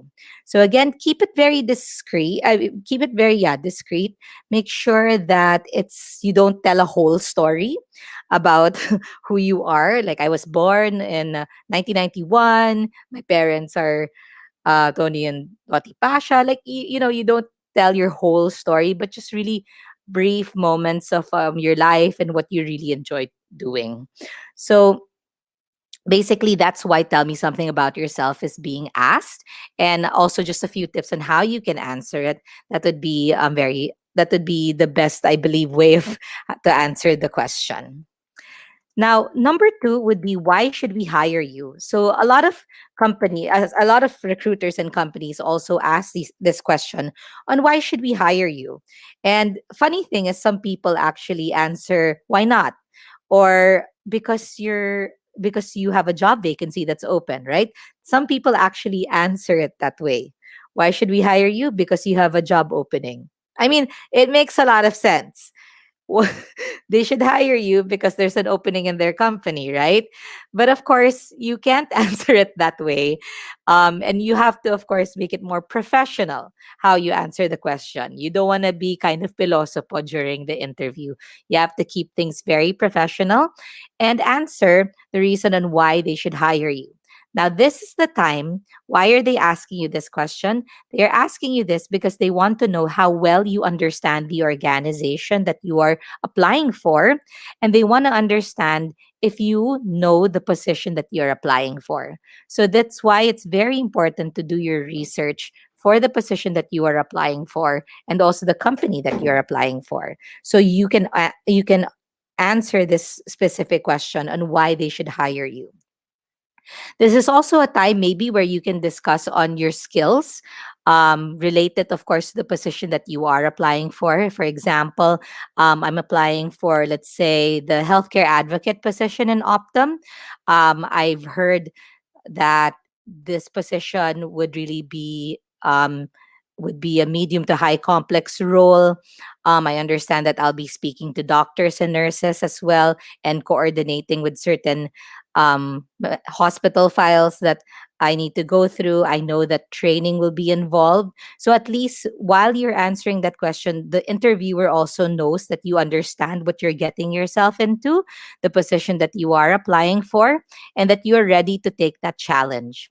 So it's also important for the recruiter to ask you this. So at least they understand also, again, if you are a fit for the position and if you are a fit for the company. So that's why this question is being asked. And I hope that you know more or less on how to answer the question. So again, to um, to recap, why should we hire you is being asked because they want to understand if you know the position and the company that you are applying for, and how ready you are to take that challenge. Okay. Now, number three would be, what are your greatest strengths and weaknesses? So, again, a very typical question that is being asked. And a lot of people also would think about, of course, immediately what their greatest strengths are. That's easy. I mean, that's usually the first thing they always say, that I'm a team player, I'm a very um, customer service oriented person, or I'm very patient. So they like to really share their greatest strengths very, very quickly. But then when it comes to weaknesses, it's kind of hard to think about it, right? And not only that, why would you want to share with the recruiter or the person that's going to hire you your greatest weakness, right? Why do you want to share your weaknesses? Now, these questions are being asked because for at least your greatest strengths, of course, they would want to know what your strengths are, how you are able to really help out with, let's say, your future team, or how you will be able to adapt to the work that you are applying for.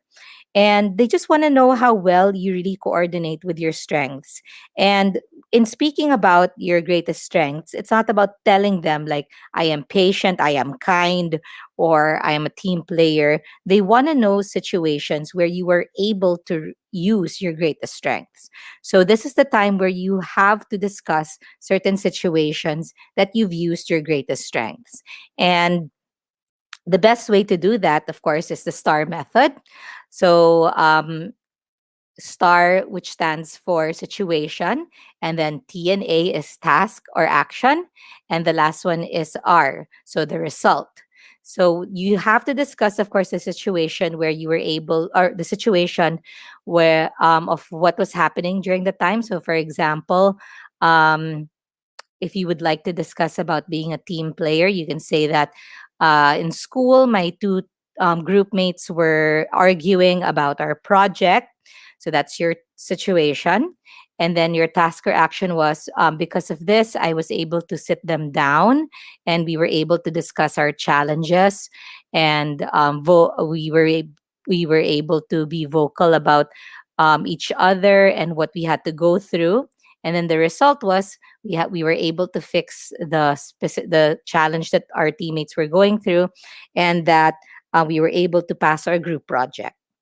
I hope that example um, that you were able to understand the example. But again, it's very important that you don't tell your greatest strengths, but mostly really it's sharing a story or a situation wherein you were able to use your greatest strengths. Now for the weakness part. Same thing.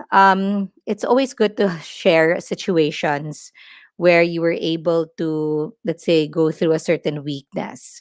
But the question on why they are asking you what is your greatest weakness or what are your weaknesses is they want to know how well you were able to reverse this weakness or you were able to adapt with this weakness.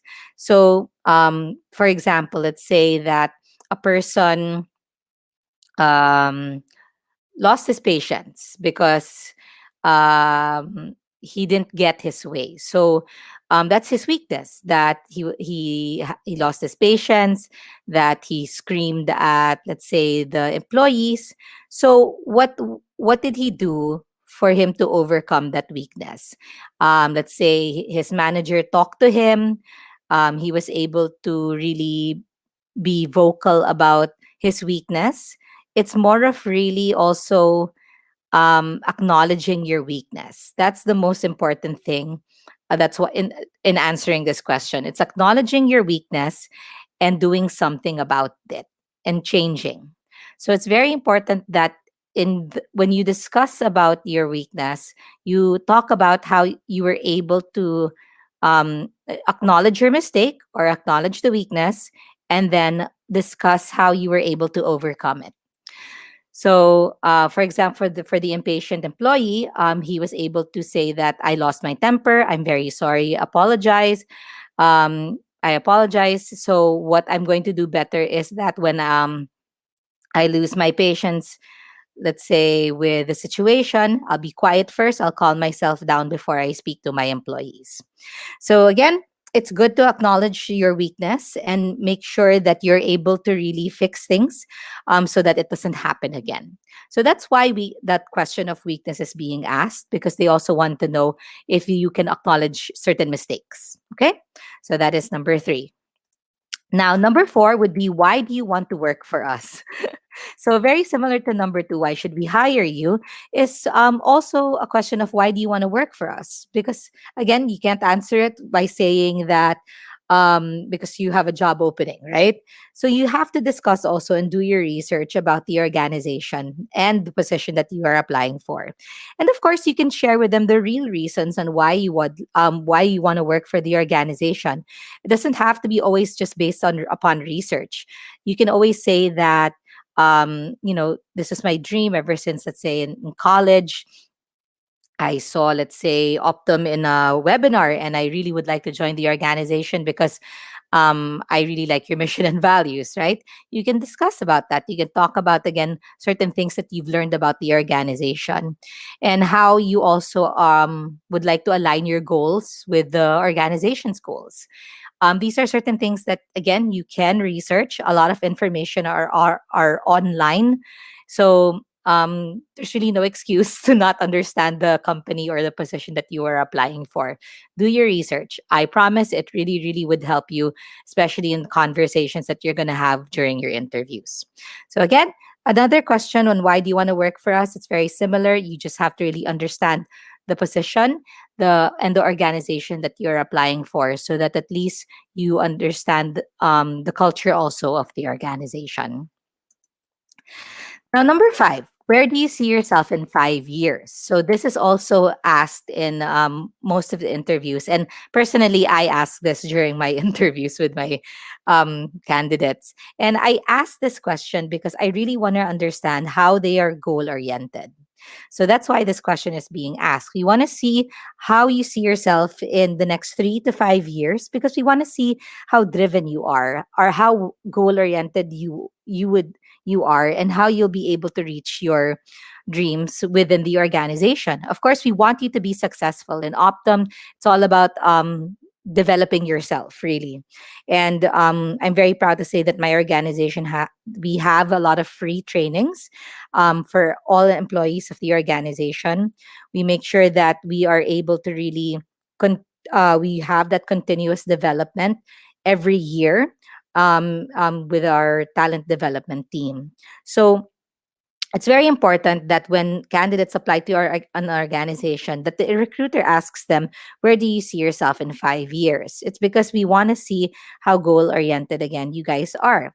So the best way to answer this question is really to share your goals. Where do you really want to see yourself in 5 years? Be honest. If you see yourself already as a manager in 5 years, why not share that with them? But of course, share how you are able to be a manager in the next 5 years, right? You can't just say that in 5 years, I'm going to be a manager. So the recruiter will say, okay, so why do you want to be a manager, and how, or let's say, what are the certain steps you want to take before being a manager? So again, you have to tell a story very quickly on your goal of being a manager. How are you going to get to be in a managerial position? Of course, you have to work hard in your first year. You have to learn, let's say, the other trainings that you will go through for the role that you have been hired in. You have to pass, of course, all those trainings, and work side by side with your manager to understand really the position. You could join, let's say, the trainings within the organization that would help you develop, and also, of course, do well in the position that you are in for the next 2 to 3 years, so that at least in 5 years, you'll be a manager already. So again, it's a matter of really telling a story of how you were able to meet your goals. So at least the recruiter can see that you really have a plan to stay, not just there to let's say, I just need a job, right? You don't want to have that mentality. So at least the recruiter who's interviewing you, when you share your developmental story or your goals in the next 5 years, it shows that you have that retention power, meaning that you want to stay in the organization for a while, for a number of years, and that you want to learn also with the organization. So again, um, answering the question of where do you see yourself in 5 years, you want to be very goal oriented, but you also want to tell a story of how you're able to reach your goals. Now, number six would be describe a difficult situation and what you did to overcome it.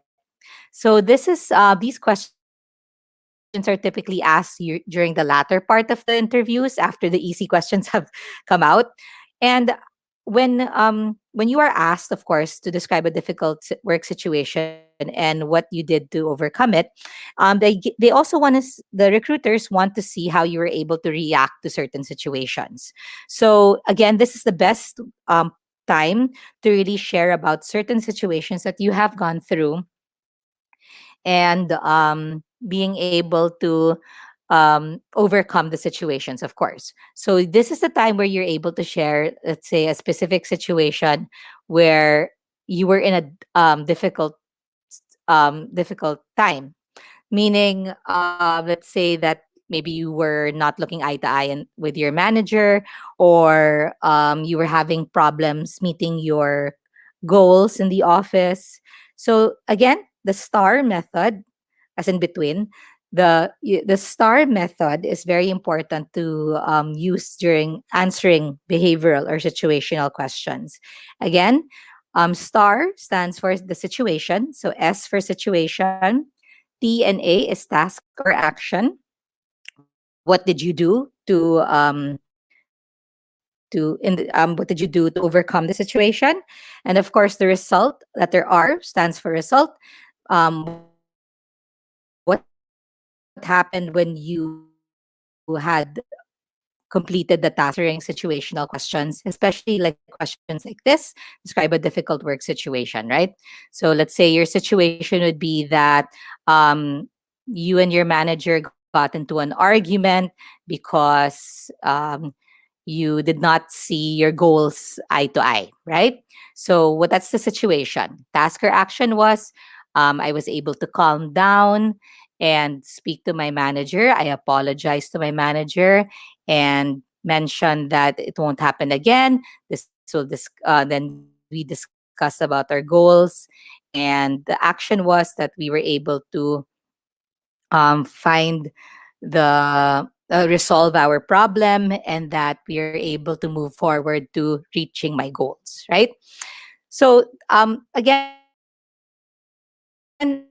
like drama, the situation that you would find, you can easily find a very specific situation in school. Like, let's say, in doing your thesis, there could have been, let's say, maybe a difficult time when you were um, going through your thesis, or completing a project with a group mate. These are discussions and also situations that you can bring up during the interview process. And at least you were able to really share how you were able to overcome the situation. Okay. So that's really the end goal of it.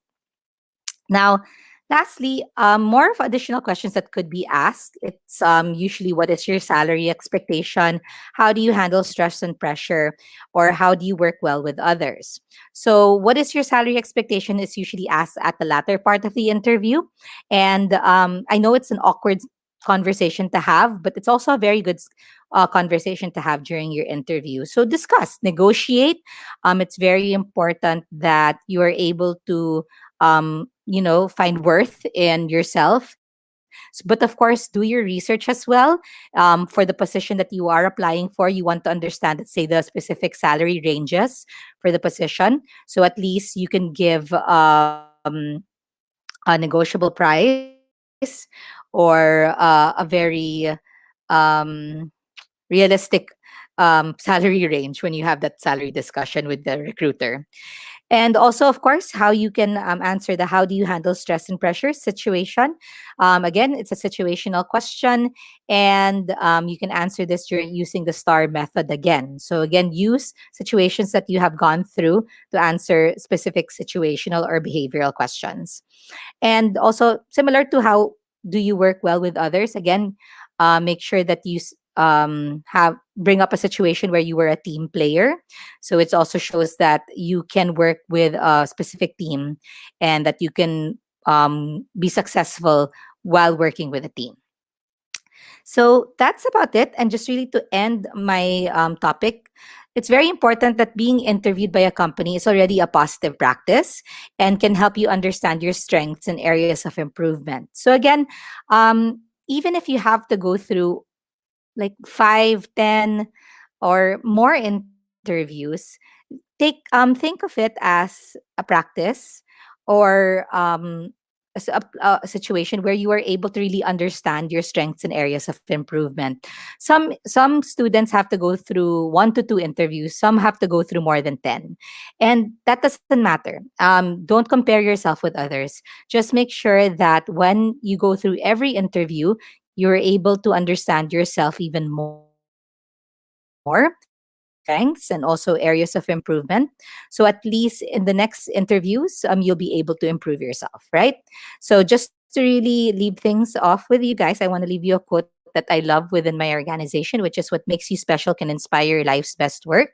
So just always remember that you are a very unique and authentic person. So make sure that you are able to shine during your interviews and show really that it's related to your life's best work or your passions. So we also have, currently we are still hiring in Optum. So if you'd like to know more about our current openings, you can always go to our company website, which is workatoptum.com, or in our Jobs 180 page, which is jobs180.com/optum. And of course, if you have any other questions, if you'd like to reach out to me, ask about my topic for today, or even ask me something personal, no problem. You can always email me at christine.pasha@optum.com. I can always answer your questions then. So again, thank you so much, everyone, for your time today. I'm Christine Pasha, and I hope you enjoyed. Thank you. Thank you, Miss Reese. Well, we have here questions from the audience. Diretso na po ako sa kanila. First is from Paul Matthew. Question is, in answering why do you want to work for us, is it fine if it is answered by comparing their company with other companies? Should I not mention their company name? There. Good. That's a good question, actually. Hmm. I guess it's you don't have to be very specific with the company name. You don't have to name drop like a specific company. Why do you want to work for us? It's simple. You can really just mention to them uh, that you have more of an opportunity within the company that you're applying for, right? So you don't have to badmouth any other organization. You concentrate on discussing on why you want to work for the organization that you are applying for. So again, it's understanding and doing your research about that company so you don't have to compare it to other companies. Okay, so that question was from Paul Matthew. I think it's an interesting question as well. First time ko na encounter yung question and napaisip ko, nga, no, ba't di siya na tatanong from before? And well, direction na ako sa next question, Ms. Reese, from Paul J. Good morning po. How do you work well? Ano po ulit yung kasunod po nito?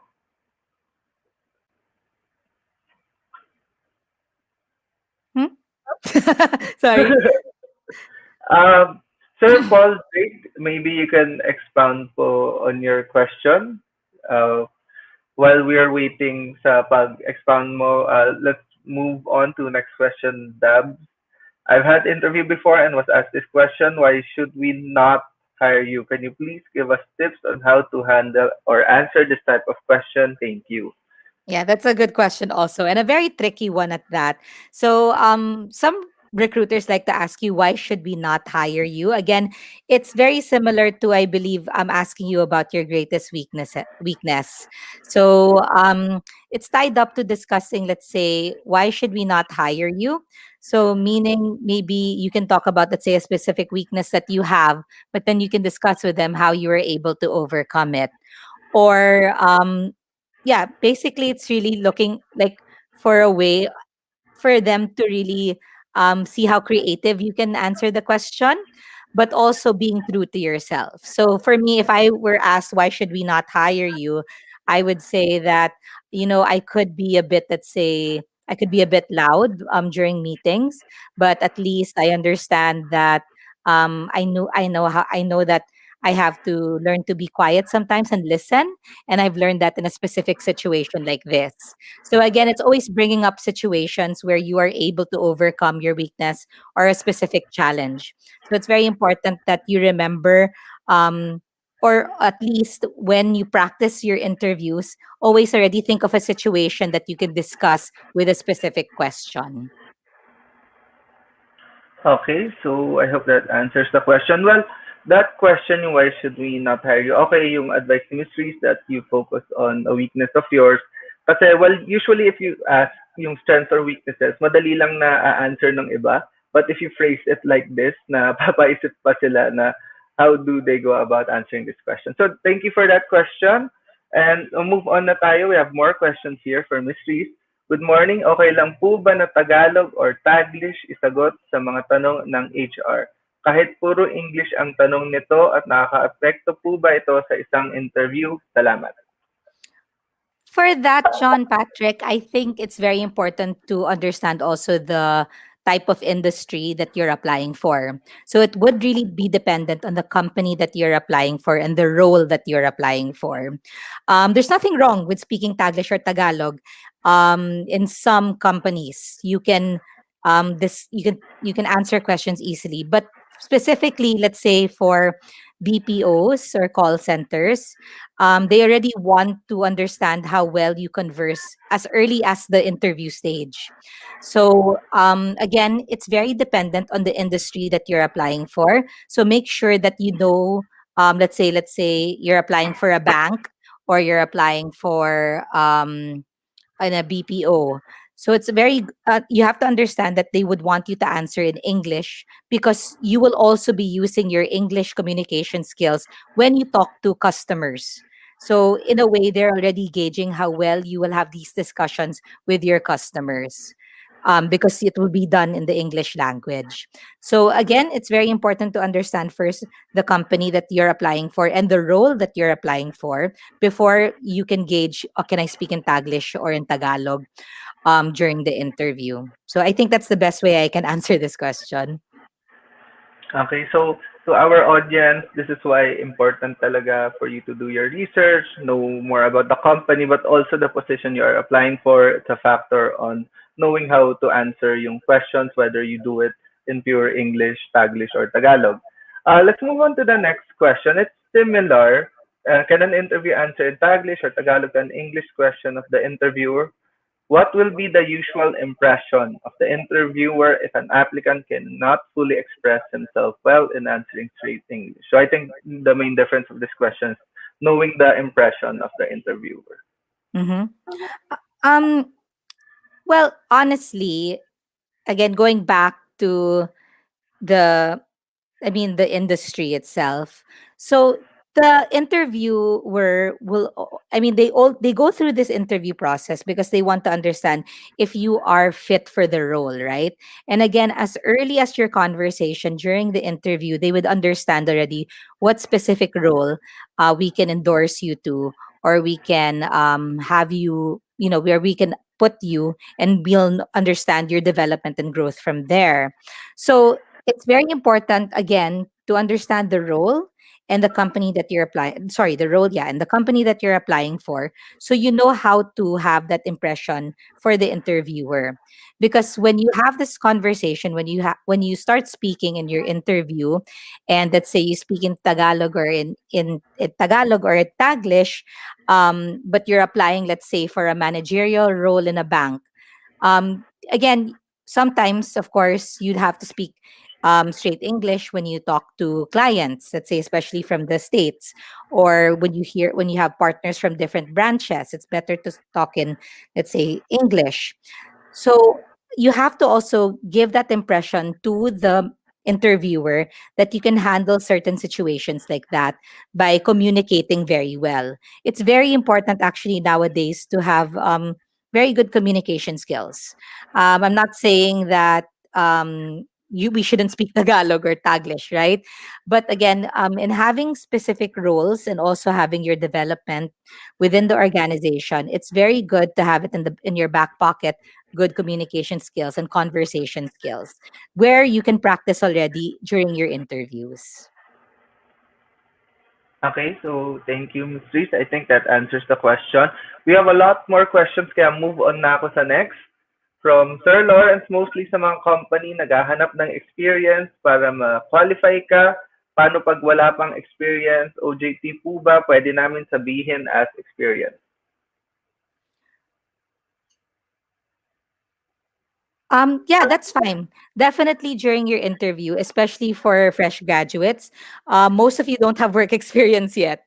So don't worry about that. You don't have to. You do, like there are specific positions where you would need work experience, but there are several, and I mean several positions that would require fresh graduates, and your OJT or your internship is enough experience. So this is a during your interview, it's very good to also discuss then your OJT experience. So they will definitely bring that up during interviews. Ask, let's say, maybe what you did during your OJT, what you learned. So make sure that you have that also, certain situations that you have used in your OJT. So, diba, I also discussed about um, when they ask you certain behavioral questions or situational questions, yun, tell me something, tell me about a time when you went through a difficult situation. That's where you can also bring up your experience in OJT. It also shows that at least you've already went through certain situations like that and you're able to handle it. So it's very good also nga to bring up your OJT experience. Correct. Okay. Well, singit ko na rin to our audience that yung OJT experience, don't forget, pwede nyo siya isama sa inyong resume link. Okay, proceeding sa ating next question. Hi, Ma'am Reese. Can you give us some tips on how we can answer the hard questions with confidence? Yan. That's a good question. Really tips on how to answer the hard questions. I mean, honestly, it really would depend on you how confident you can take it. So, my tip for you there is really to practice. You have to practice being interviewed either by your, let's say, your parents can help you, that your classmates can help you. You can even ask your professors for help when you can practice for interviews, because that's the only way you'll be able to really understand how where you can improve on, and also how you can answer it with confidence, because kind of you know more or less already the questions that you're going to be asked, right? We discussed the most common questions that are usually asked in an interview. So now it's your turn to practice how would you answer these questions. And if you get to practice that, you'll answer them more confidently when the real interview comes around. So again, it's all about practice, it's all about doing your research.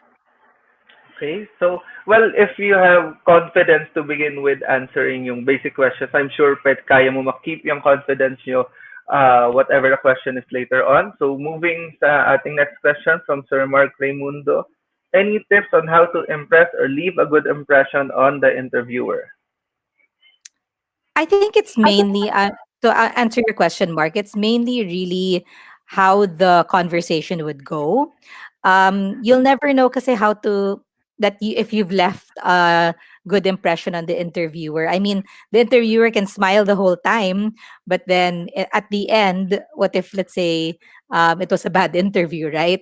So I think the only way you would really know is how how you are able to answer the questions yourself. So if you feel confident enough that you did very well during the interview, then you should be proud of yourself. Um, I don't. It's. I mean, you don't. I think what should not be your concern is with the impression of the interviewer, but how you feel at the end of the interview.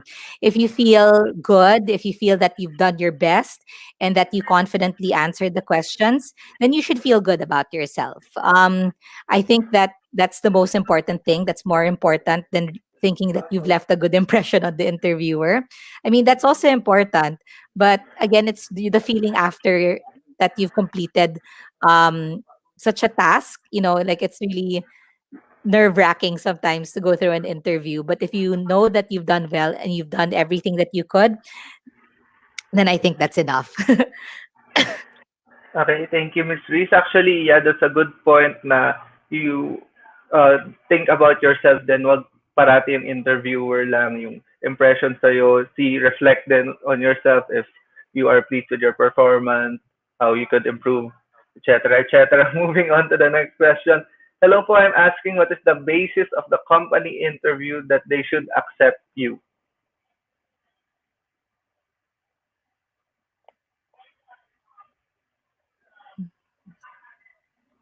Hello, Miss Reese? Yeah, I'm sorry, just reading the question again. Ah, okay, sorry. Basis of the company interview. I'm guessing kung Yeah. anong hinahanap ni Yeah. company during the interview. Okay. Mm-mm.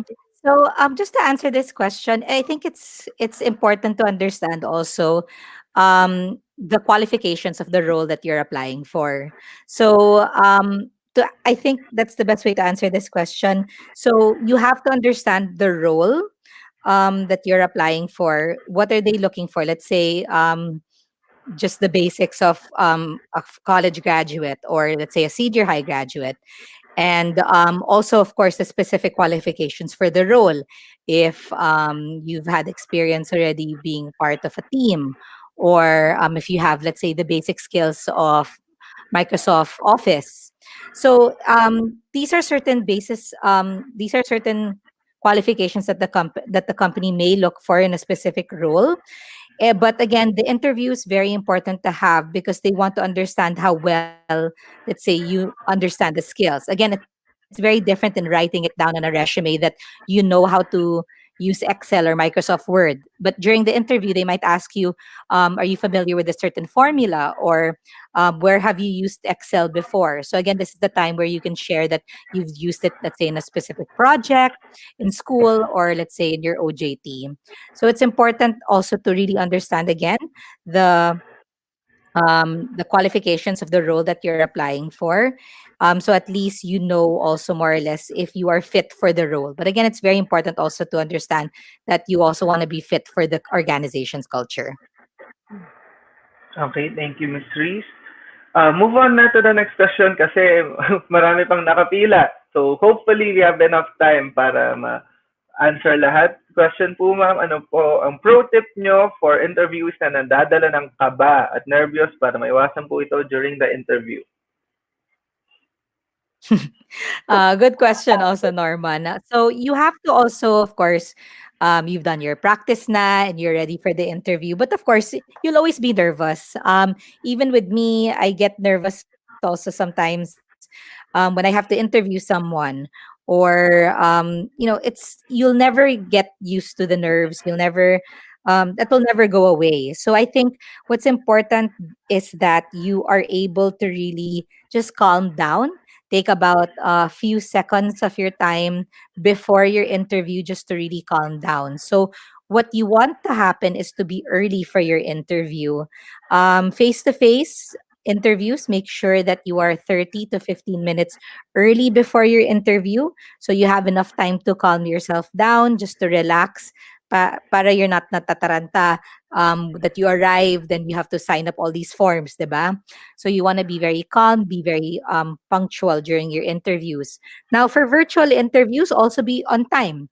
If you have to, if let's say you have an interview by 10 in the morning, what time do you have to be online or in the specific platform waiting for the host? Maybe 10 minutes before your interview. So again, at least you have enough time to calm yourself down, take 3 deep breaths, and just really relax. There's really no pro tip to taking out your kaba at nervyos. Mainly, it's really just being calm and knowing that you've done everything that you could do to perfect or to answer all the questions during your interview. Okay. Well, actually, for me, recognizing that normal lang na may nervous as what Miss Reed said, big thing na yun for me para makalm yung self ko, saying to myself, it's natural for me to get nervous. So, kapag ganun, mas ha-handle ko siya. So, moving on, next question. Good day. Is it necessary to use proper eye contact while on the interview? Interesting to, even pag virtual interview. So, Miss Reed. Yes, that's a good question, John, and thank you for asking that. But yes, it's very important to have proper eye contact when you're having an interview because it shows one that you're very confident that you can look into the eye of the interviewer and to have that discussion, and it also shows that you are able to have that confidence to discuss with specific people in the company. So they want to know kasi really if that you can look people in the eye and talk about yourself. It shows a lot of confidence. So it's very, very important that you look into the interviewer's eye. Now, just a tip on that, if you're if you're awkward in looking at the eyes of the person, look into the nose bridge. It really helps a lot if you don't want to look eye to eye. But you can look at the nose bridge of the person. It's not as obvious na you're not looking at straight into the eye, but it also helps calm your nerves. So nose bridge is also important to look at as a tip. But again, it's better, of course, if you look straight into the eye of the interviewer during your face-to-face interviews and even virtual interviews. So at least, so that means in the virtual interview, you have to look at the camera. Don't look at the screen. It's looking at the camera. You don't want to be vain and look at yourself the whole time, diba? So just concentrate on looking at your camera so that at least it shows that you're still kind of looking face to face to the person. Okay. To our audience, announce ko lang that we are sorry if hindi kami umabot sa question nyo because we will be entertaining our questions until 11:30 a.m. lang. Actually, overtime na tayo but since you have good questions, tuloy po tayo until 11:30. Okay, moving on. Usually po, di ba sinasabi ng HR generally after interview is tatawagan na lang. But what do you usually tell or how do you handle a candidate applicant na you think malaki po ang chance na ma-employ after assessment? Okay.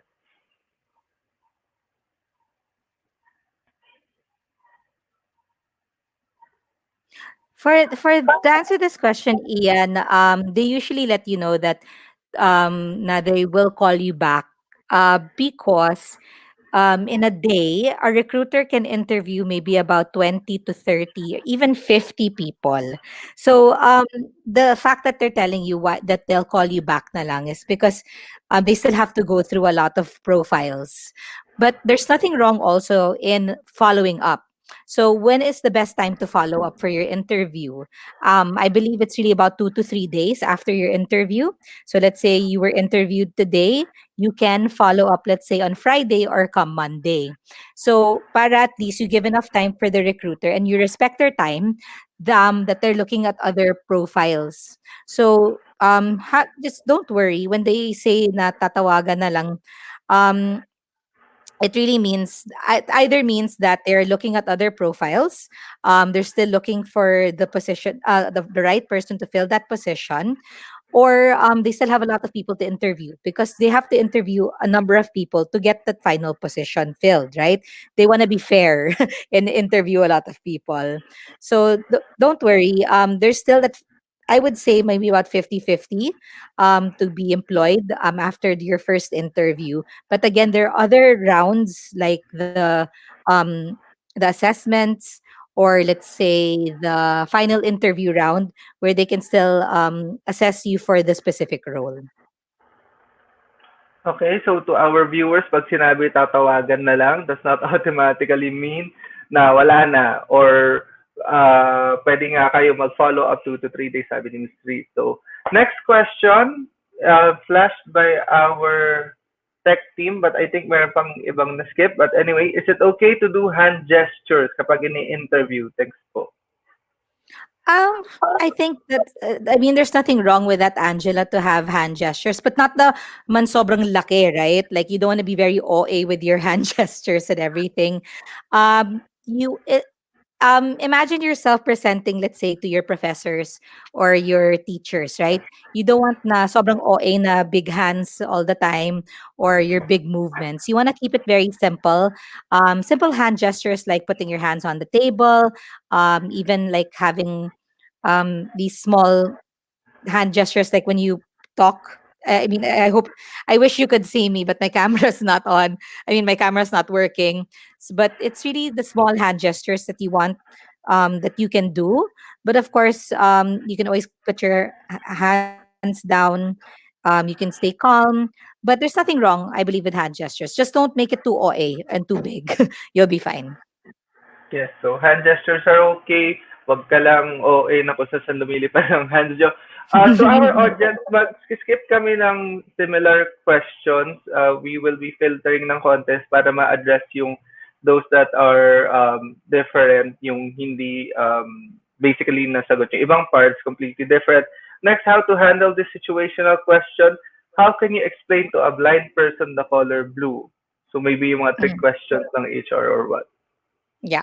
So for this, Thomas, I believe it's not a situational question. Usually, situational questions would require you to discuss about how you're able to adapt to a certain situation.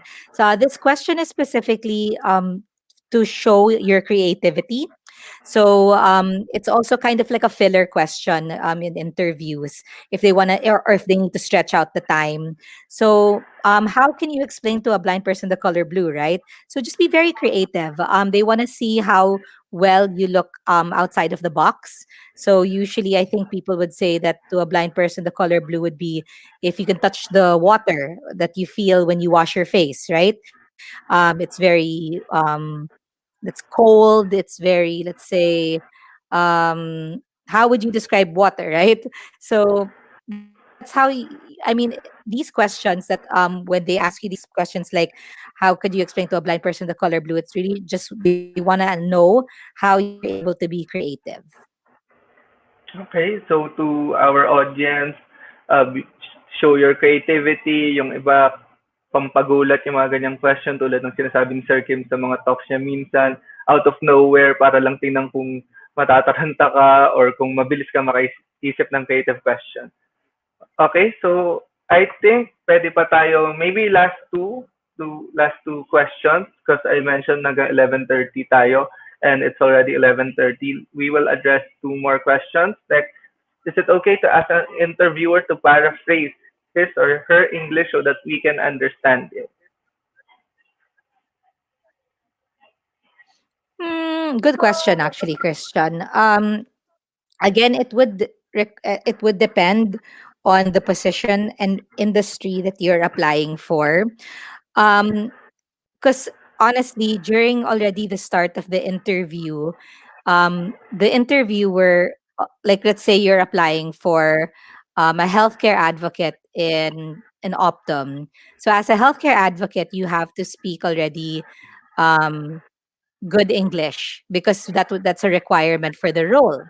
So if you already ask the interviewer to paraphrase the question, um, so to paraphrase the question in English or in Tagalog that you can understand, then that's kind of already a red flag on their end. So it's very important that if you can ask them to repeat. I think that's maybe what you're trying to say. If you they can repeat the question so that you can understand it again. So there's nothing wrong in asking the interviewer, "Ma'am or sir, if you don't mind, can you repeat your question? I didn't understand it the first time." Of course, don't ask them to repeat it like 3 to 5 times. One or two times is okay, no problem. They understand naman that you're nervous.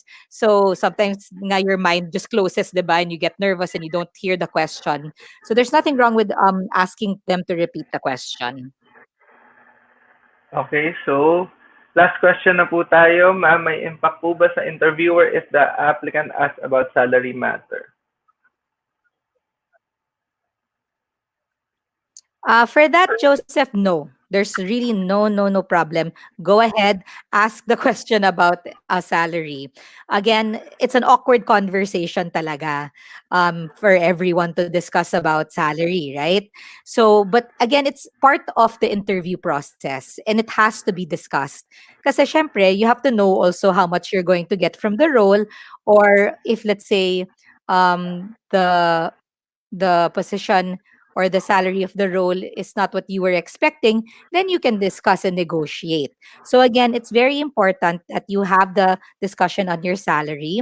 But again, it's very important then to understand then the position and how much usually the salary range of the position is. Kasi like for a fresh graduate, um, you can't say my salary expectation is, let's say, 100,000. Grabe naman, right? So kasi if you're a fresh graduate pa lang. So you have to understand as a fresh graduate for, let's say, a specific role, how much usually do they get in the organization? And luckily, there's again a lot of information online. You can do your research about that and understand the salary expectations. So at least you can bring that to the conversation when you discuss about salary matters in your interview. Okay, so salary matters, awkward but understandable, and uh, it's okay na pag-usapan siya during the interview. So that's it. I'm very sorry dun sa mga hindi namin na-address na questions. You could actually message them dito sa Facebook namin sa Jobs 180. I will be happy to help answer those questions. But for now, we would like to thank Ms. Reese. Ms. Reese, thank you for taking the time to join us, for answering all the questions. For those na gusto mong malaman more about yung company ni Miss Reese, you could go to jobs180.com/optum. Again, nandyan yan sa ilalim ng screen nyo. That's jobs180.com/optum. You will learn more about the company, see their openings there. Okay, thank you very much, Miss Reese. We hope to see you again soon, have you with us again soon sa webinar. Thank you so much, Sir Robert. I'll see you soon. Thank you, everyone. Have a great day. Bye bye. Hey, Ms. Reese, thank you very much. So, to our audience, this ends our webinar.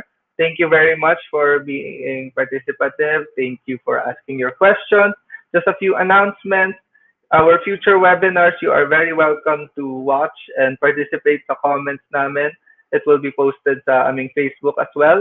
And then another thing to share to you is that itong video na to, this live session, recorded video will also be posted sa aming Facebook and YouTube page. So if meron kayong na-miss na part, meron kayo gustong balikan, feel free to check our pages and for you to do so. So that's it. Thank you very much. Once again, I'm Robert from Jobs 180. And well, stay safe and goodbye.